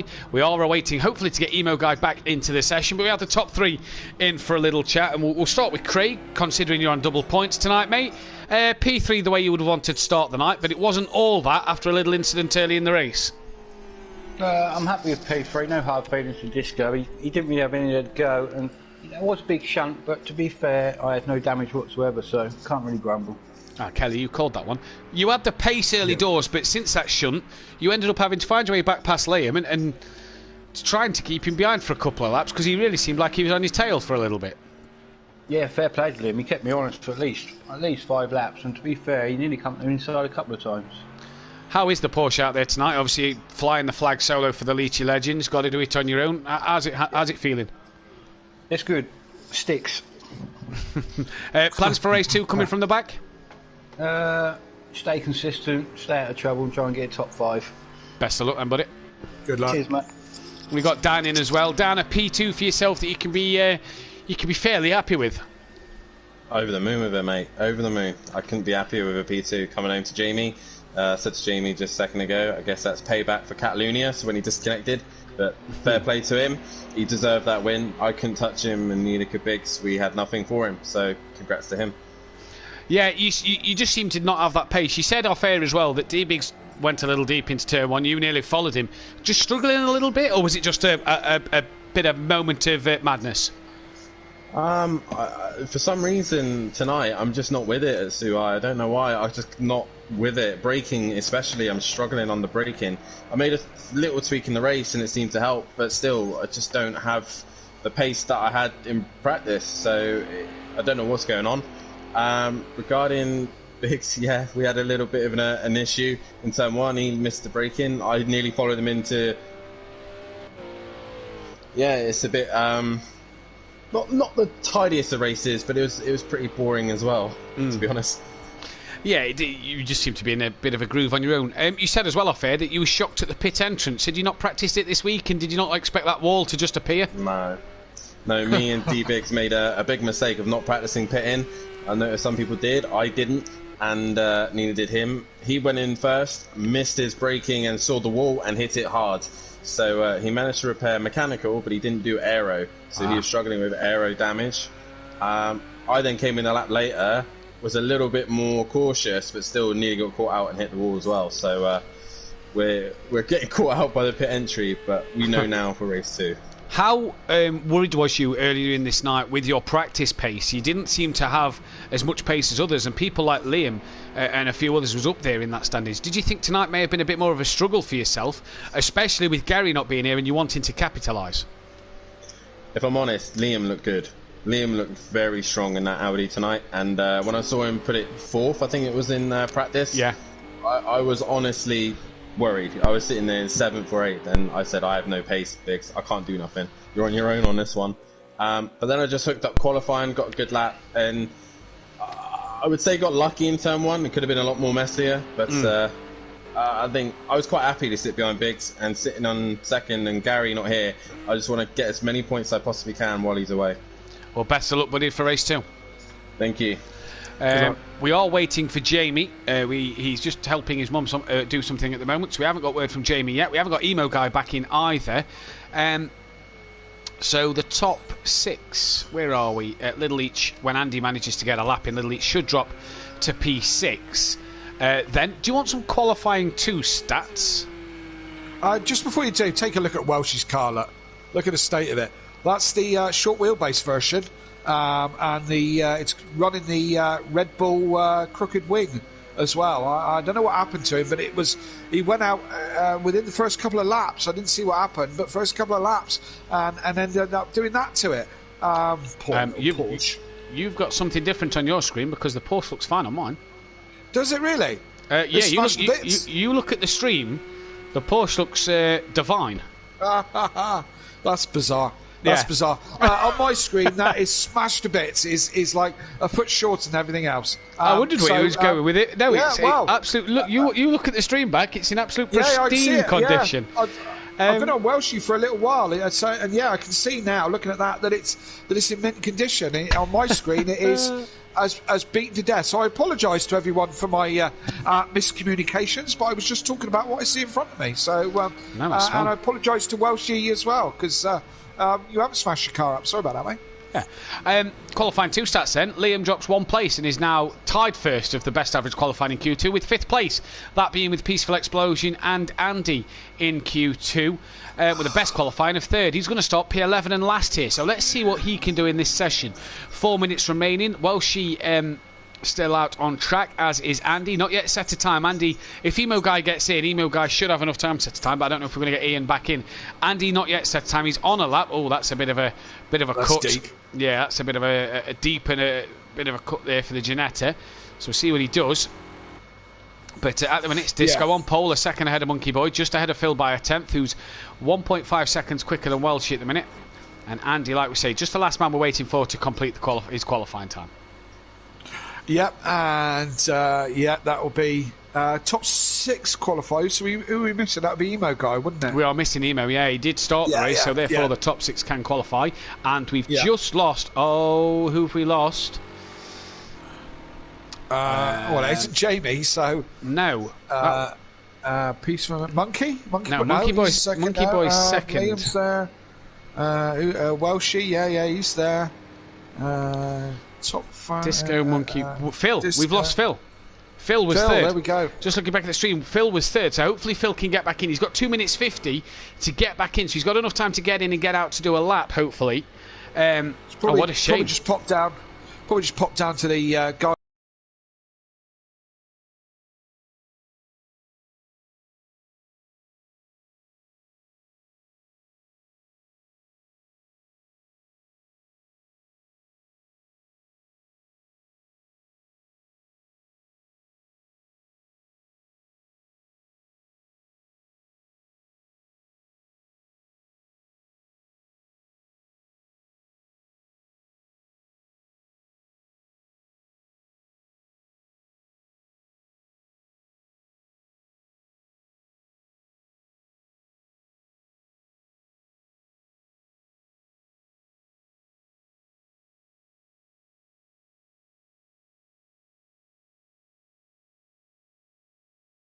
A machinery place just to get himself a new blade.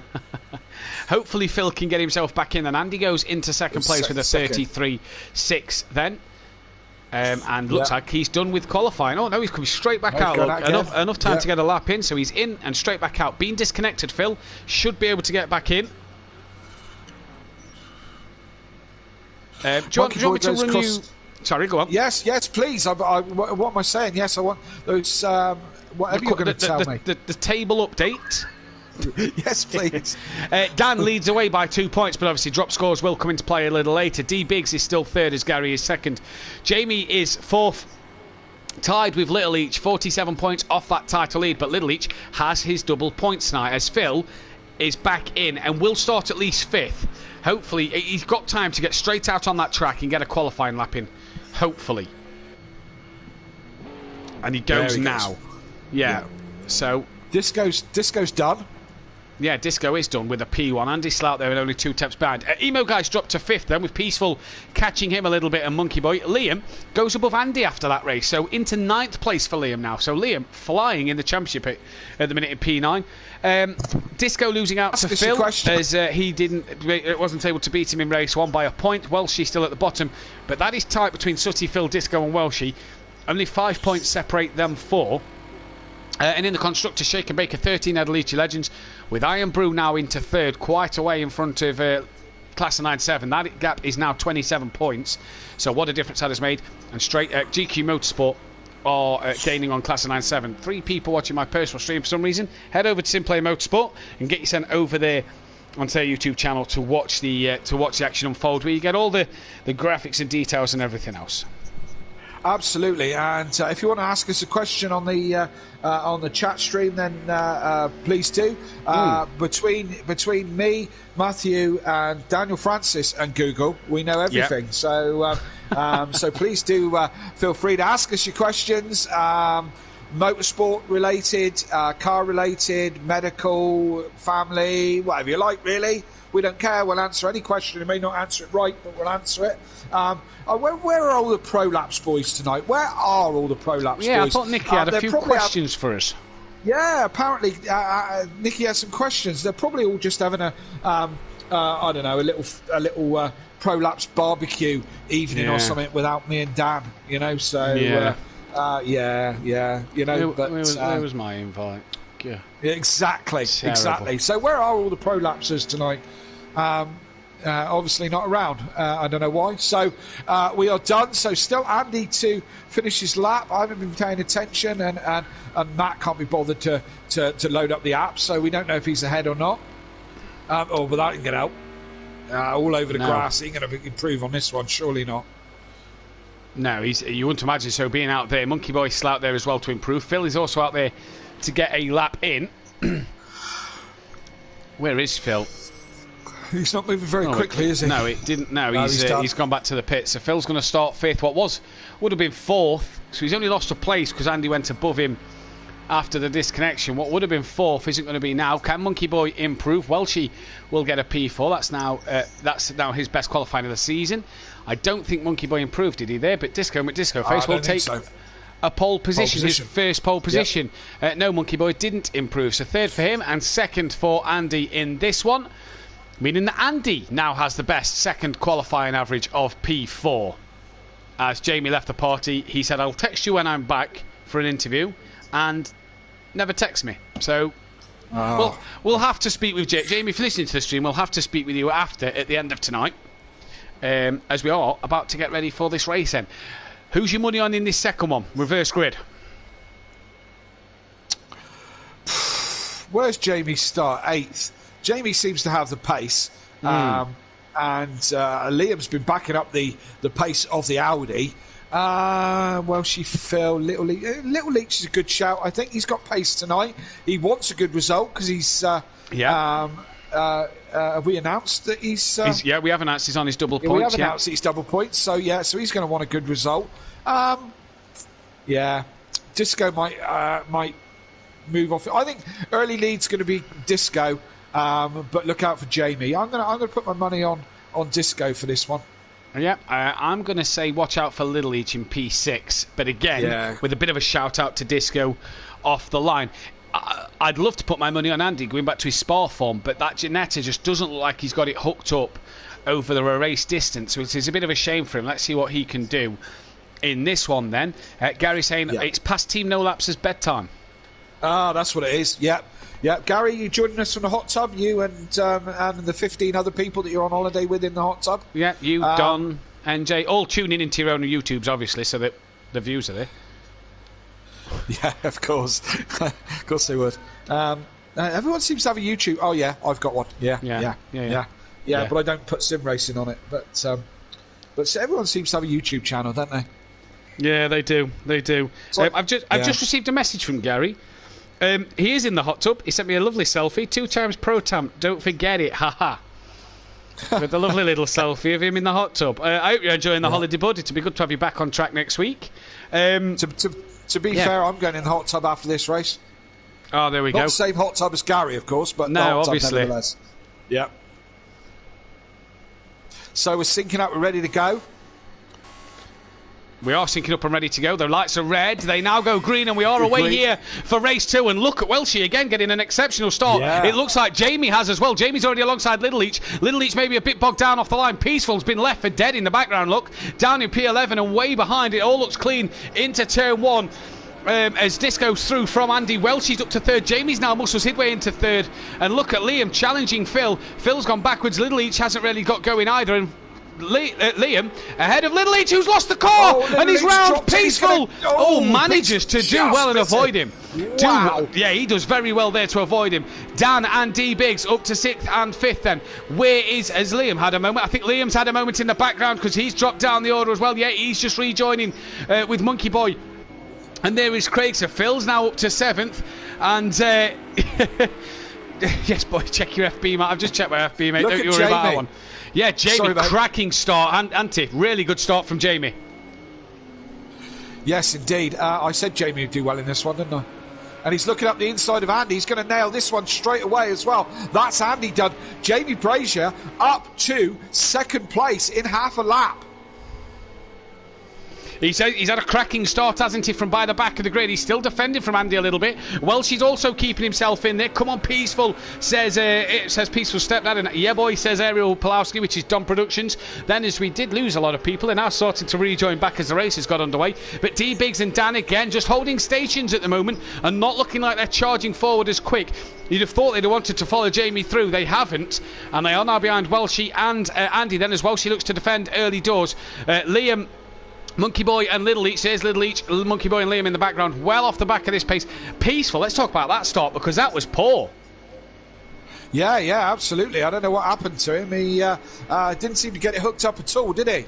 Do you know the West one was... Oh, Phil! Nakora must have missed a bit on the grass there from race 1, so he's gone back to cut it, and round he goes. Blunt blade. Yeah. Blunt blade for Phil. Oh, bless him. He said in the chat during the mid-break, so can't wait to get out there, Cora, and get in the Cadillac next season. Yeah. That's he might as well have Orson Cart for as well as that thing's doing.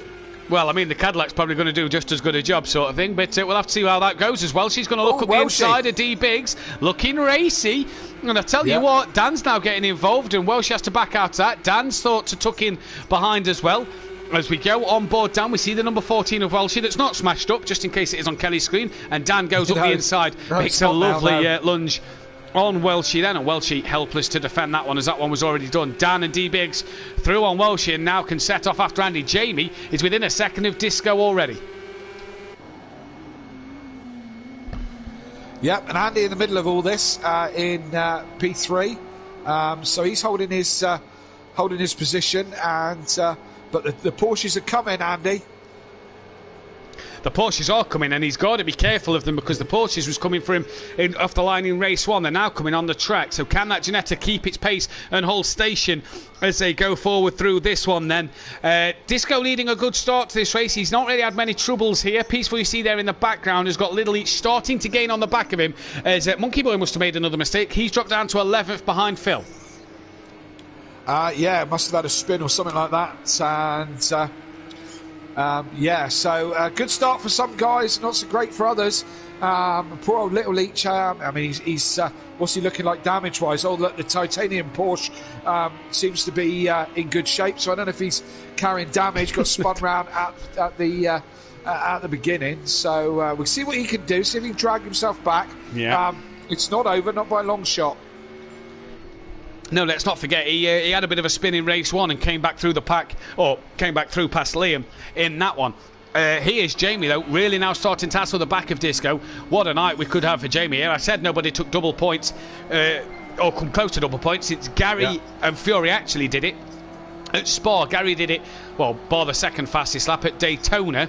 So it's been since the second track of the season before we've had anybody near the maximum points for the week. Can Jamie be the man to get close to that one tonight? Because he's on another level in that Audi tonight. It looks a good car. Yeah, it'd be interesting. An interesting stat about who got the most points in one night towards the end of the season. What in terms? Well, Fury 52. Yeah, but it wasn't on double points. Oh no, it wasn't. Oh, do you mean on the double point system? Yeah. Well, the total of who got the best total points. Are you trying to get me to tell them what you scored? Not at all, because it's unclear what I've scored. Well, at the moment, double 45, which in my book is 90. 90. So, 90 points. Oh, 90. Oh, that's not bad, is it? No, it's not bad. It's not bad, is it? I suppose. So look, why we've been, why I've been swelling my head, reminiscing. Reminiscing on the brilliance of last night.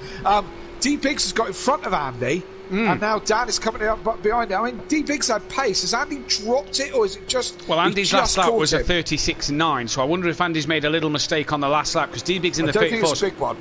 Yeah, no, don't think it was a big one. Dan as well down in the 35s. Little Leach has got past Peaceful, so that's that one done. Peaceful's now got Liam all over the back of him, so Little Leach seems to be taking Liam with him, not as much as he'd have liked, but Liam, has he just made a mistake? He's lost a bit of time to Peaceful there, actually. But this for the lead at the minute. Jamie looking on Disco, and Disco defending early then. These two both race on the pad, so it's a pad 1-2 at the minute. Oh, do they do that? Yeah, Do they race automatic then, or do they race manual? I'm not. Disco, I don't know. Jamie, I do believe is automatic. As he's side by side, Really? he's going to go around the outside of the last corner. Can't get that one done. Tucks it back in. Does he get the cut back? He's got in an absolute peach. And look at the run he's got out the final corner. Jamie Brazier at the end of lap 4 leads this race then, as he's already stretched his legs in front of Disco. And I said in race 1, is that BMW good round the straights here?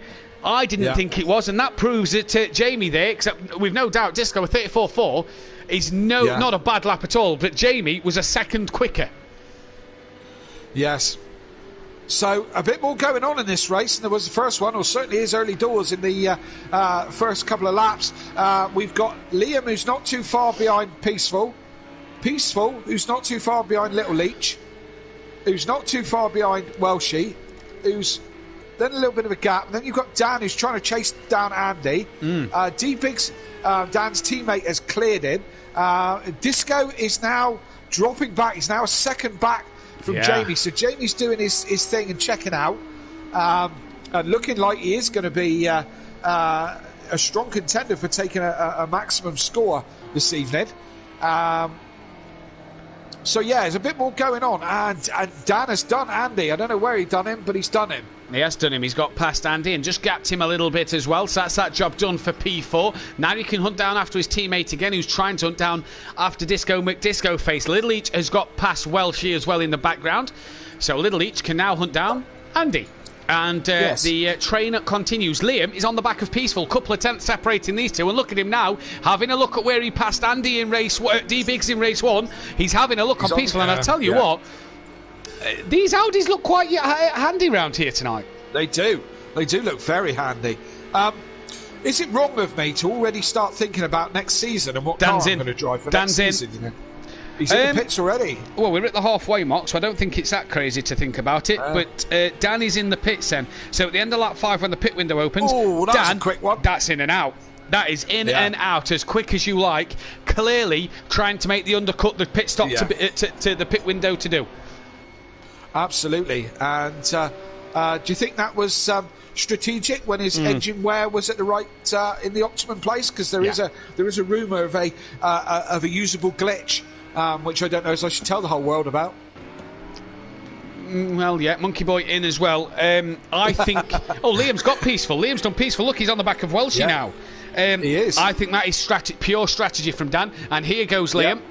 Looking up the inside of Welshie. Welshie's gone too deep. Liam as well went deep. Liam nearly followed him in. Is that going to allow Peaceful a chance to come through? I don't think it is. I think Liam's managing to just hold it there. He's going to have a look now towards a double left-hander coming up. He's going to have a go at him. Yeah, he's got that inside line, and Liam needs to give him the room and does so, but Peaceful can't get it done. Yeah, I think that was a classic from Liam. He just kind of was following the car behind quite closely, and just got sucked into Welshie's mistake, really. Yeah. Just kind of too busy watching what the car in front does and forgetting that oh crap, I've got a break here. Yes, indeed. Sorry, I was just reading the chat. Daniel Francis, either is an Audi track or Big Boy's got it clicked here. Well, D-Biggs in. Jamie's pretty good most of the places, isn't he? He is, and this is the thing, isn't it? Is Jamie's pretty good. D-Biggs in, out. That was another handy pit stop. The Shake and Bake boys, they must have watched a Red Bull racing tutorial on pit stops, because they are in and out as quick as we can keep up with the action here. They're in and out, and he's going to jump Dan. Obviously, he's not going to jump Dan, sorry. He was already ahead of Dan. He's got ahead of Phil.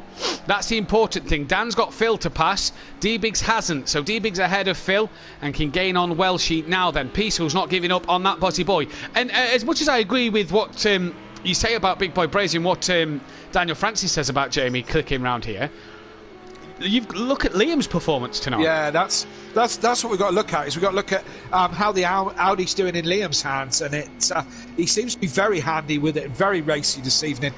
So maybe the Audi is hooked up. That's the way I'd go. I mean, trying to base it on what Jamie's pace is inaccurate. I think, because he's quick most of the time. He's like the. He's like the most race wins on Simplay, isn't he? Yeah, he is now. He took the race 1 win. You've got to look at Don on a Wednesday night sometimes to see how the Audi fares in Pro-Am and how it fares in the Pro as well. Without Don last night, Liam's kind of our benchmark to how the Audi is doing. And I think the Audi is a car around here that works well. I think if the straights was a bit longer, it'd be even more Mercedes dominant. I think with them being nice short straights, it suits the Audi down to the ground. And Liam, from the back of the grid, let's not forget, P11 he qualified in this race due to the automatic qualifying for those who cannot do it. Is P5. Yes, he's still got to pit, and Dan and D-Biggs have pitted, but take nothing away from his drive at the moment. D-Biggs coming onto the back of Welshie after he has made his pit stop. Surprised no one around Biggs. Oh, D-Biggs there. Did he just get the rear out a little bit? It is easy to do around that last corner. Oh, very, very, very easy around that last corner. That last corner, I think, they're very close, these two. I think that last corner is probably the trickiest corner on the whole track. It's so easy just to drop it, and so easy if you don't pick up the apex, you can run wide so easily, and it's just gravel and grass out there. So you know what I mean. There's no nice super runoff like at Paul Ricard or somewhere like that. You know. No, So I throw that one in there as Formula One's there this week. It is. Yeah, you looking forward to it? Yeah, we'll all have blue and red headaches by the end of the weekend. We will. Tell you what else is this week is the GTE starting tomorrow night at Simplay Motorsport. Of course. Full Why grid. didn't I think of that? Exactly. Why didn't you think of that? Full grid tomorrow night for the GTE races at Oschersleben A course, the German circuit, and Dan and Lil and Liam taking part in that one tomorrow night. So it'll be nice to see them. A lot of the Prolapse lads on there tomorrow night. So I bet they'll be all in the chat tomorrow. Oh yeah, of course they will. Of course they will. Yeah, they'll be supporting them. As we do see somebody new, and the only G is commenting. I don't know if he's been watching all the way through, but he's managed to comment. And evening G, nice evening to G. Asking what see you watching. Asking what the pit window is, as Andy's come in, and the Ginetta, the Class of 97 team, not in their Daft Punk uniform, in their actual fireproof overalls that are FIA regulated, and Andy is away. Not the quickest of stops compared to the Shake and Bake boys, as Dan gets through. Welshie as well has come into the pit lane. Welshie doing his stop. There you go. In the I like the blue on the Porsche. It's nice, it's pretty. Yeah, it's much prettier than my livery, but ours is Prolapse all rainbowy. But that is a pretty car, isn't it? It is. But Welshie was saying in the week that he cannot wait to get his hands back on the Lamborghini. Not enjoying it. There is a bit of a quirk to the Porsche. You've got to kind of, I think you've got to kind of love it. Do you know what I mean? It can be a bit quirky, being it's and the 911 was as I say, although I love them, they are horrendously designed with a huge gate lump of metal hanging off the back of it. Do you know what I mean? It doesn't bode well for a performance car, but Porsche have been beating away at it now for about 300 years, and so they're doing something right. And I mean, they are doing something right. It's the car to choose at Simplay, because I mean, you look at the people who's won the championships. Gary, 2-time winner in the pro category in a Porsche. Yeah, and as I said, I've been thinking about next season already, and worrying that I might be here in this category, and what to drive, A Cora? No, I was thinking about the Ferrari, but that's almost as bad as the Acura. Yes, look at Dan last season. Peaceful is into the pits at the end of lap 9. In he comes. We've still not been able to catch anybody coming into the pits. I think someone's coming in now. That looks like Phil, I think.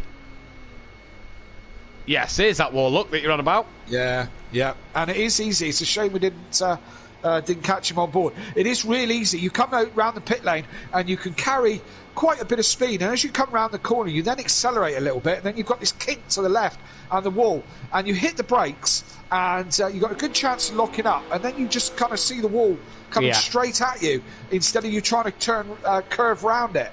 It's quite the wall, that one. It is quite the wall. As this guy found out in race 1. Yeah, he did, and he's now up to P5 with his teammate right behind him in P6, as they was in race 1 before he hit the wall. The 4 in front of him haven't pitted yet, and arguably, if Jamie has a cracking pit stop, I don't think the 29 seconds that D-Biggs is behind is enough time to get out in front of him or near him. As we speak of Jamie, he's in. So lap 10. Yes, he is. Disco's in as well. Just followed him in. So now, will Little Each come in as well? There might be time, to get Jamie in and out and get Liam in. Jamie's away. So good stop from the Iron Brew boy. So Liam could pit if he really wanted to. I think Little Leach is in, and I think Liam is actually coming in. Yeah, Liam is in. So the Iron Brew Racing boys, great strategy to get them both in on the same lap. Yes, indeed. And Little Leach. No, hang on. There we go. Little Leach in and out as well. So a lot of people choosing to pit on this lap. So that puts D Biggs and Unorthodox back into their relative positions. Disco and Fury in the chat's just said the Ferrari should be banished. Should be banished, yeah. Yeah, it's not a great car. Well, it's a nice car to drive, but it's just not very fast. No, it isn't very fast. Andy's got himself back up to P5 then. He's jumped Little Leach and Liam in the pits. Look and how close these are, look. Peaceful has jumped Liam in the pits as well. Piston Broke can confirm they will be retaining the Mercedes for Season 4. So Daniel Francis running the Mercedes. Disco has got D-Big, so that early stop then for the Shake and Bake boys has got them on the back of Disco here. Yes, it has. And these two looking quite menacing, aren't they, when they run together like this, don't they? They look like quite... How many times this season have we seen them sort of running like this for the Shake and Bake lads? But to be fair, last season, weren't they? They were very close to each other most of the season. I think it's a very good pairing, these two, to be fair. They're very evenly matched. Especially when Dan changed to the Porsche last year. They was running very very close indeed. Imola, the race you couldn't make. Yeah, Imola awesome. was the pinnacle. All race for 1 and 2. Oh, we've lost Andy. We lost Andy. So Andy will not score points for this second race. Which has promoted everybody. He was P5 as well, so he was running quite nicely. He was doing all right, so that's promoted must everybody. Been a disconnection. Sorry, must have been a disconnection or whatever, not so much a retirement. So this race-long battle between Liam and Peaceful here. They seem to be in close contact all the time as D Biggs is getting that little bit closer to the back of Disco as well. Liam's got past Peaceful, so as Peaceful dropped it, there's a white dot stationary on the start line. He has, and it's the dreaded last corner that we was on about earlier. So Liam putting the pressure on has done it. Kaylee in the chat, come on, Jamie. Where's Kaylee been? I've not seen Kaylee for a while. Am I still 40 years? Yeah, am I still 40 years old, or do we still need a little talk at Donington Park later this year? Kaylee, Eric in the chat. Wow. Ban Gary from the Porsche next season. Oh, there's an idea. Oh. I think all the championship winners should be banned from their cars. They should be made to use another car. I like the fact that they bring their car back. They're trying to defend their title in the car they won it in. And if you're going to beat the best, you've got to beat them at the top of their game, haven't you? Absolutely. I was just, I splurted that one out for put them in the Acura. Giggles. See how good Gary is in the Acura. Oh yeah. Don't ban them out of their own cars. Put them in something rubbish, like a Ferrari. Then see how good you are. Oh, Fury in the chat. A certain Porsche driver and a certain Merc driver may be teaming up next season. Oh, who's that then? Well, that was an interesting one to keep our eyes on as we go. I regret choosing this mess of a car more and more. Andy clearly not enjoying his time in the Ginetta, which is a shame because race 1 of the year, he took that brilliant race win at Spa, didn't he? Yes, he did. Yeah, we thought the Ginetta was really going to be the surprise of the season, but the 1980s designed fiberglass box has not done him well. So Andy and Emo Guy out of these 2 races, so no points for them at all. What can you say? It was a gamble. It might have been genius, but. Hasn't panned out that way, unfortunately. Panned out, unfortunately, for them. And this should allow the GQ Motorsport, Mercedes and Monkey Boy and Peaceful to get on the back of them in the constructors for 4th place, because Iron Brew Racing, after a good performance from Jamie and that Bozzy boy tonight, I've pulled away. D Biggs here not making the grounds on Disco McDisco face like Jamie did to Disco.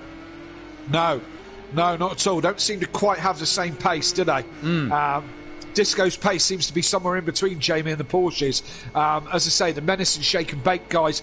And again, they're scoring points over their rivals, aren't they? Little Leach holding up his end for Leachy Legend and on double points. So he's doing the very best he can. I hope you're paying attention, Gary, because your brother is doing the very best he can for your team. So sit back, have another beer and put the bubbles on.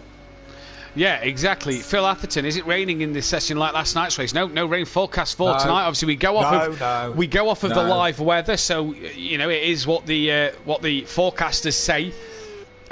Which is why I post the weather on the Discord and on the Facebook group for the drivers every week for them to keep their eyes on the weather. Daniel Francis could do a W Series style and have the drivers swap each car at random and run all of them over the season.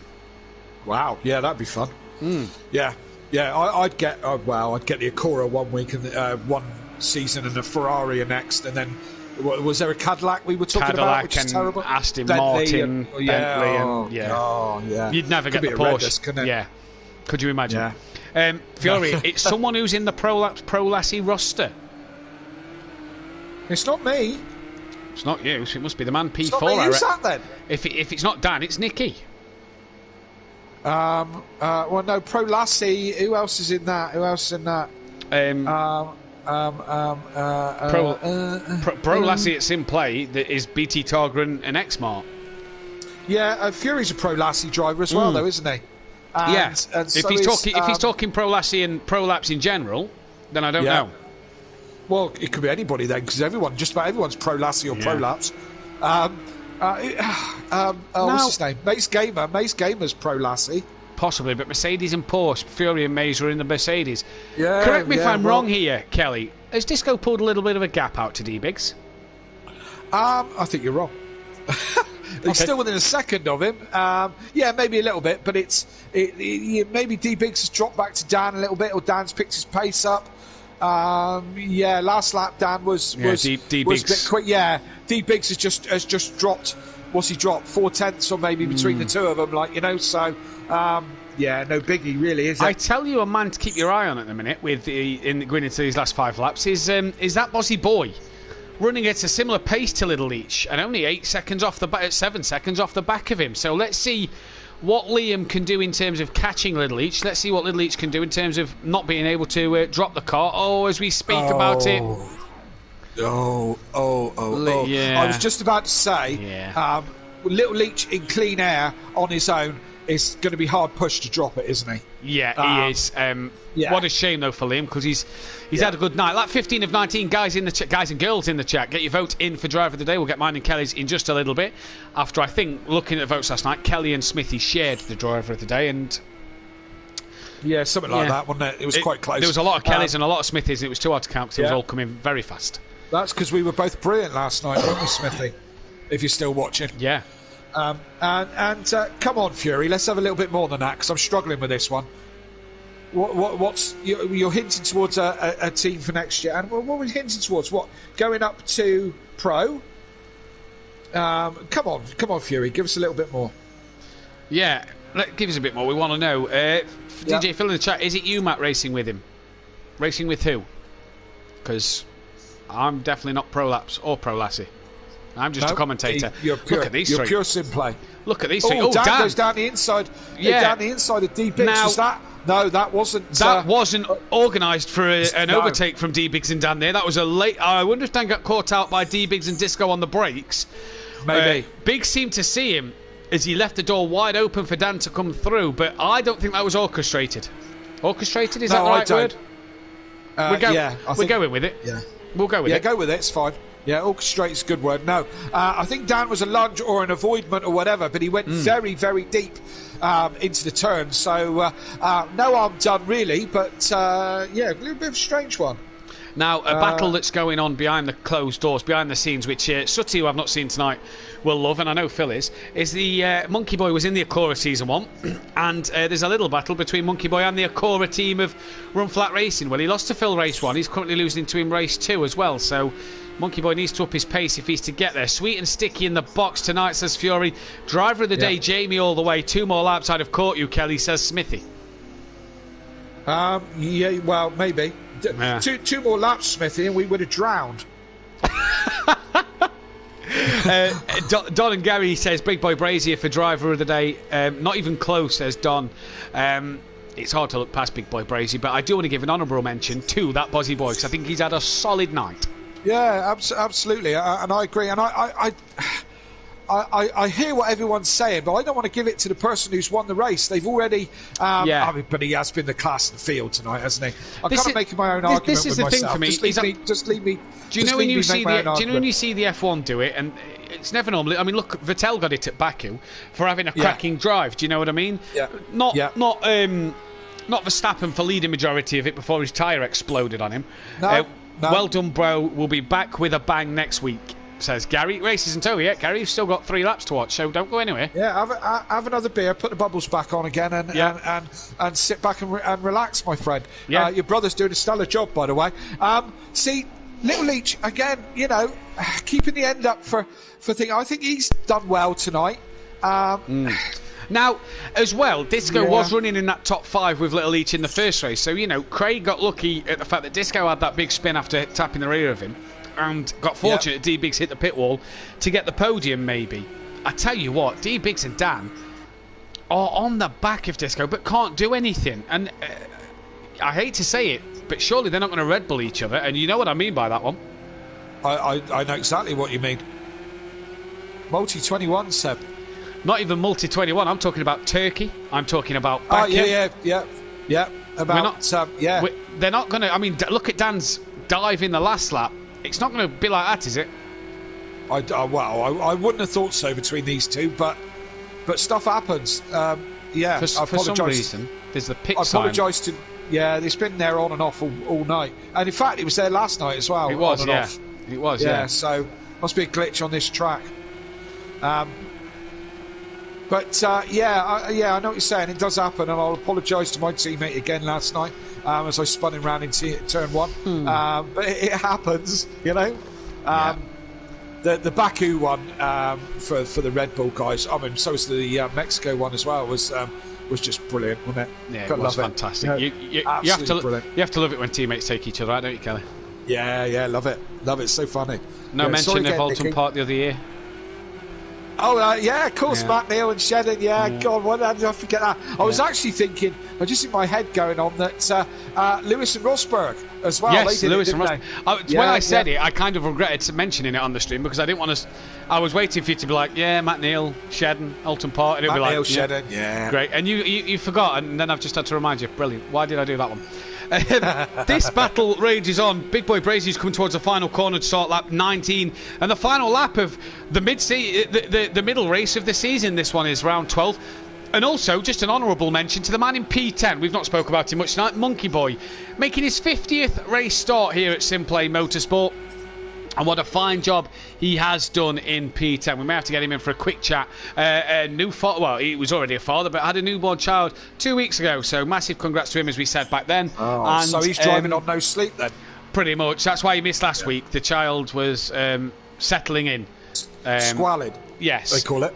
But nice of him to make his 50th appearance tonight. Yeah, absolutely. And well done for the 50th, and well done for being a new father. Indeed. So Fury in the chat saying Shake and Bake Motorsport for driver of the day. As a team, we haven't had a team of the day, do we? No, we don't. For how they did their pit stops and their strategies. Yeah, and they've been solid as a team. Worked together very well as a team. And of course, they're leading the Constructors' Championship. And they will continue to. Although, as I said, Little Leach is doing his very best for the double points to try and hold back the deficit. But it's a good round for Shake and Bake. It has been a good round for Shake and Bake, and they've done absolute bits at this moment in time to get that one done. So they have done exactly what they needed to, and are on their way to getting good points in this over the Leachy legends in the Constructors. But take nothing away from this man's drive tonight. He has been the man of the day. He's going to take a back-to-back race win here at Zuhui. Yep. Job done for Jamie. Monkey Boy in the background is going to cross the line, P10, a lap down. Jamie takes the win. Has Disco hold on for the P2? The pressure since the pit stops. Disco is going to take second place. D-Biggs and Dan weaving across the line for a third for D-Biggs and a fourth for Dan. Sorry, let's look at them all in in order there. Lidleach in the background is going to take a 5th place. Will not be disheartened with his results tonight. A 5th and a 3rd. It's good points. 26 points he scored in the night to go towards his double points as well. So that's a good 50-odd points there. As Liam, 6th and a 5th. What a night for this man. He will not be disappointed in the slightest with tonight's solid points. Run. Yeah. Solid run. Really good run for Liam. Peaceful Explosion. It looks like it's going to be a P7 for him. I mean, Phil, he's only 4 seconds behind. Welsh's right on the back of Phil as well. So a problem here in these last couple of corners. And this could be all game over. Welshie is trying to get past Phil. Peaceful, though, he's headed down towards the line. A flash of his one light for that one. It looks like Phil's going to take P8.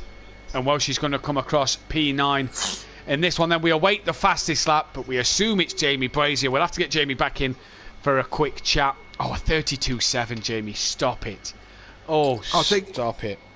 I think I'm going to have to go with Jamie as the driver of the day. I mean, it was a complete clean sweep, wasn't it? And he was untouchable today. Yeah. So, yeah, everyone else, some good drives from people tonight. Some really good drives. But I think Jamie's got to be the man, isn't he? It's hard to look past it, isn't it? Yeah, it's hard absolutely. to look past it then, as we are just going to try. Hopefully Jamie rejoins the party to get a little chat with him. We'll try and get Monkey Boy Disco and D-Biggs in as well. There's a few Jamie Brazier in the chat, because he's got time to chat. Now he's just pulled his phone out of his pocket while he's coming on his cool-down lap. He's going for Liam as driver of the day. Dean Wasocki driver Liam for driver of the day. Little Leach driver of the day Liam. That bossy boy me driver of the day me. Yeah, you don't get to vote for yourself. Give us an update on the championship, including drop scores, please. All right, Gary wants his drop score added. I can do Gary's because that one's a bit easier, because I know which one to look at in terms of his drop score. So I will do that now, and we will get a championship update as we go, as somebody has just joined us, and we'll get a quick chat from them in a moment. I didn't see who it was, because I'm looking at Jamie, innit? Jamie's in. So I will just update the championship after Gary's drop score, because I know that's what he's after. And going into it then, Leachy Legends lead the Constructors' Championship by 2 points after this one. Gary leads the title by 6. So it is as tight as that. D Biggs and Jamie are tied for 3rd place. Little Leach is only 4 points behind them, so hotting up for 3rd place. But D Biggs and Jamie still to take their double points here yet. Liam, shout out to him, he makes it into the top 10. Disco's gone up to 11th as well. Ironbury Racing and GQ Motorsport have both passed class of 97 today and are looking good at the moment. Right, who have we got in that we haven't spoke to? Let's have a little look who is in here. Bear with me. We got Jamie, Disco. Right, yes, so we have got the top 3. Yep. So we are going to start with Disco. Neil, very good night for yourself. Not the race one you wanted, but a good end to the race too.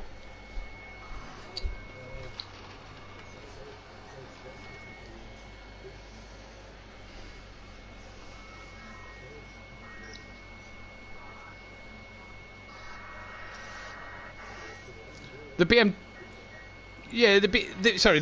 had. It didn't look like it had the ultimate pace in the straight line, and then Porsche was hassling you for quite a while, but they didn't manage to get past you in the end.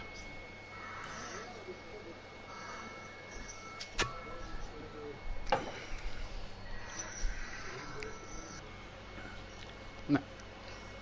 Well, congrats on tonight, mate. Good. Congrats on tonight, and we'll see you next week. Kelly? Yep. Yeah, so I just had one question. Why Disco? Loves a boogie. Like.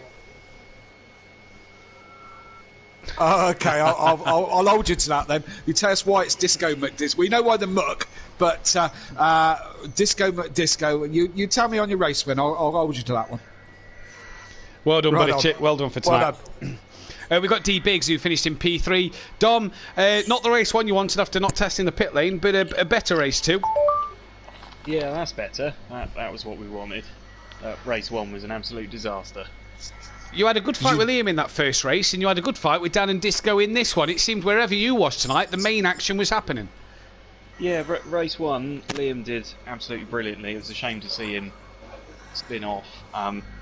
But I had awful damage. I think Dan mentioned in the first interview I'd repaired my mechanical but still had aero, so that ruined that. But race 2, no, Disco was good. He had a bit more pace than me. He had a lot more traction off the corners, and that was just what did it.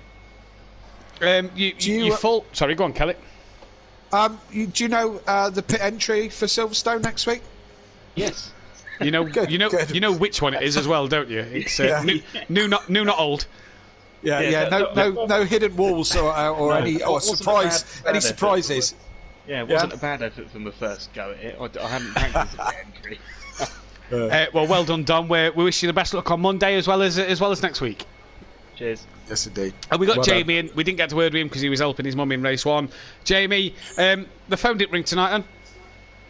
No, my brother was already on the phone beforehand, so it was all good. Yeah, the night you needed after last week especially, that's better, isn't it? It's back to what I'm used to.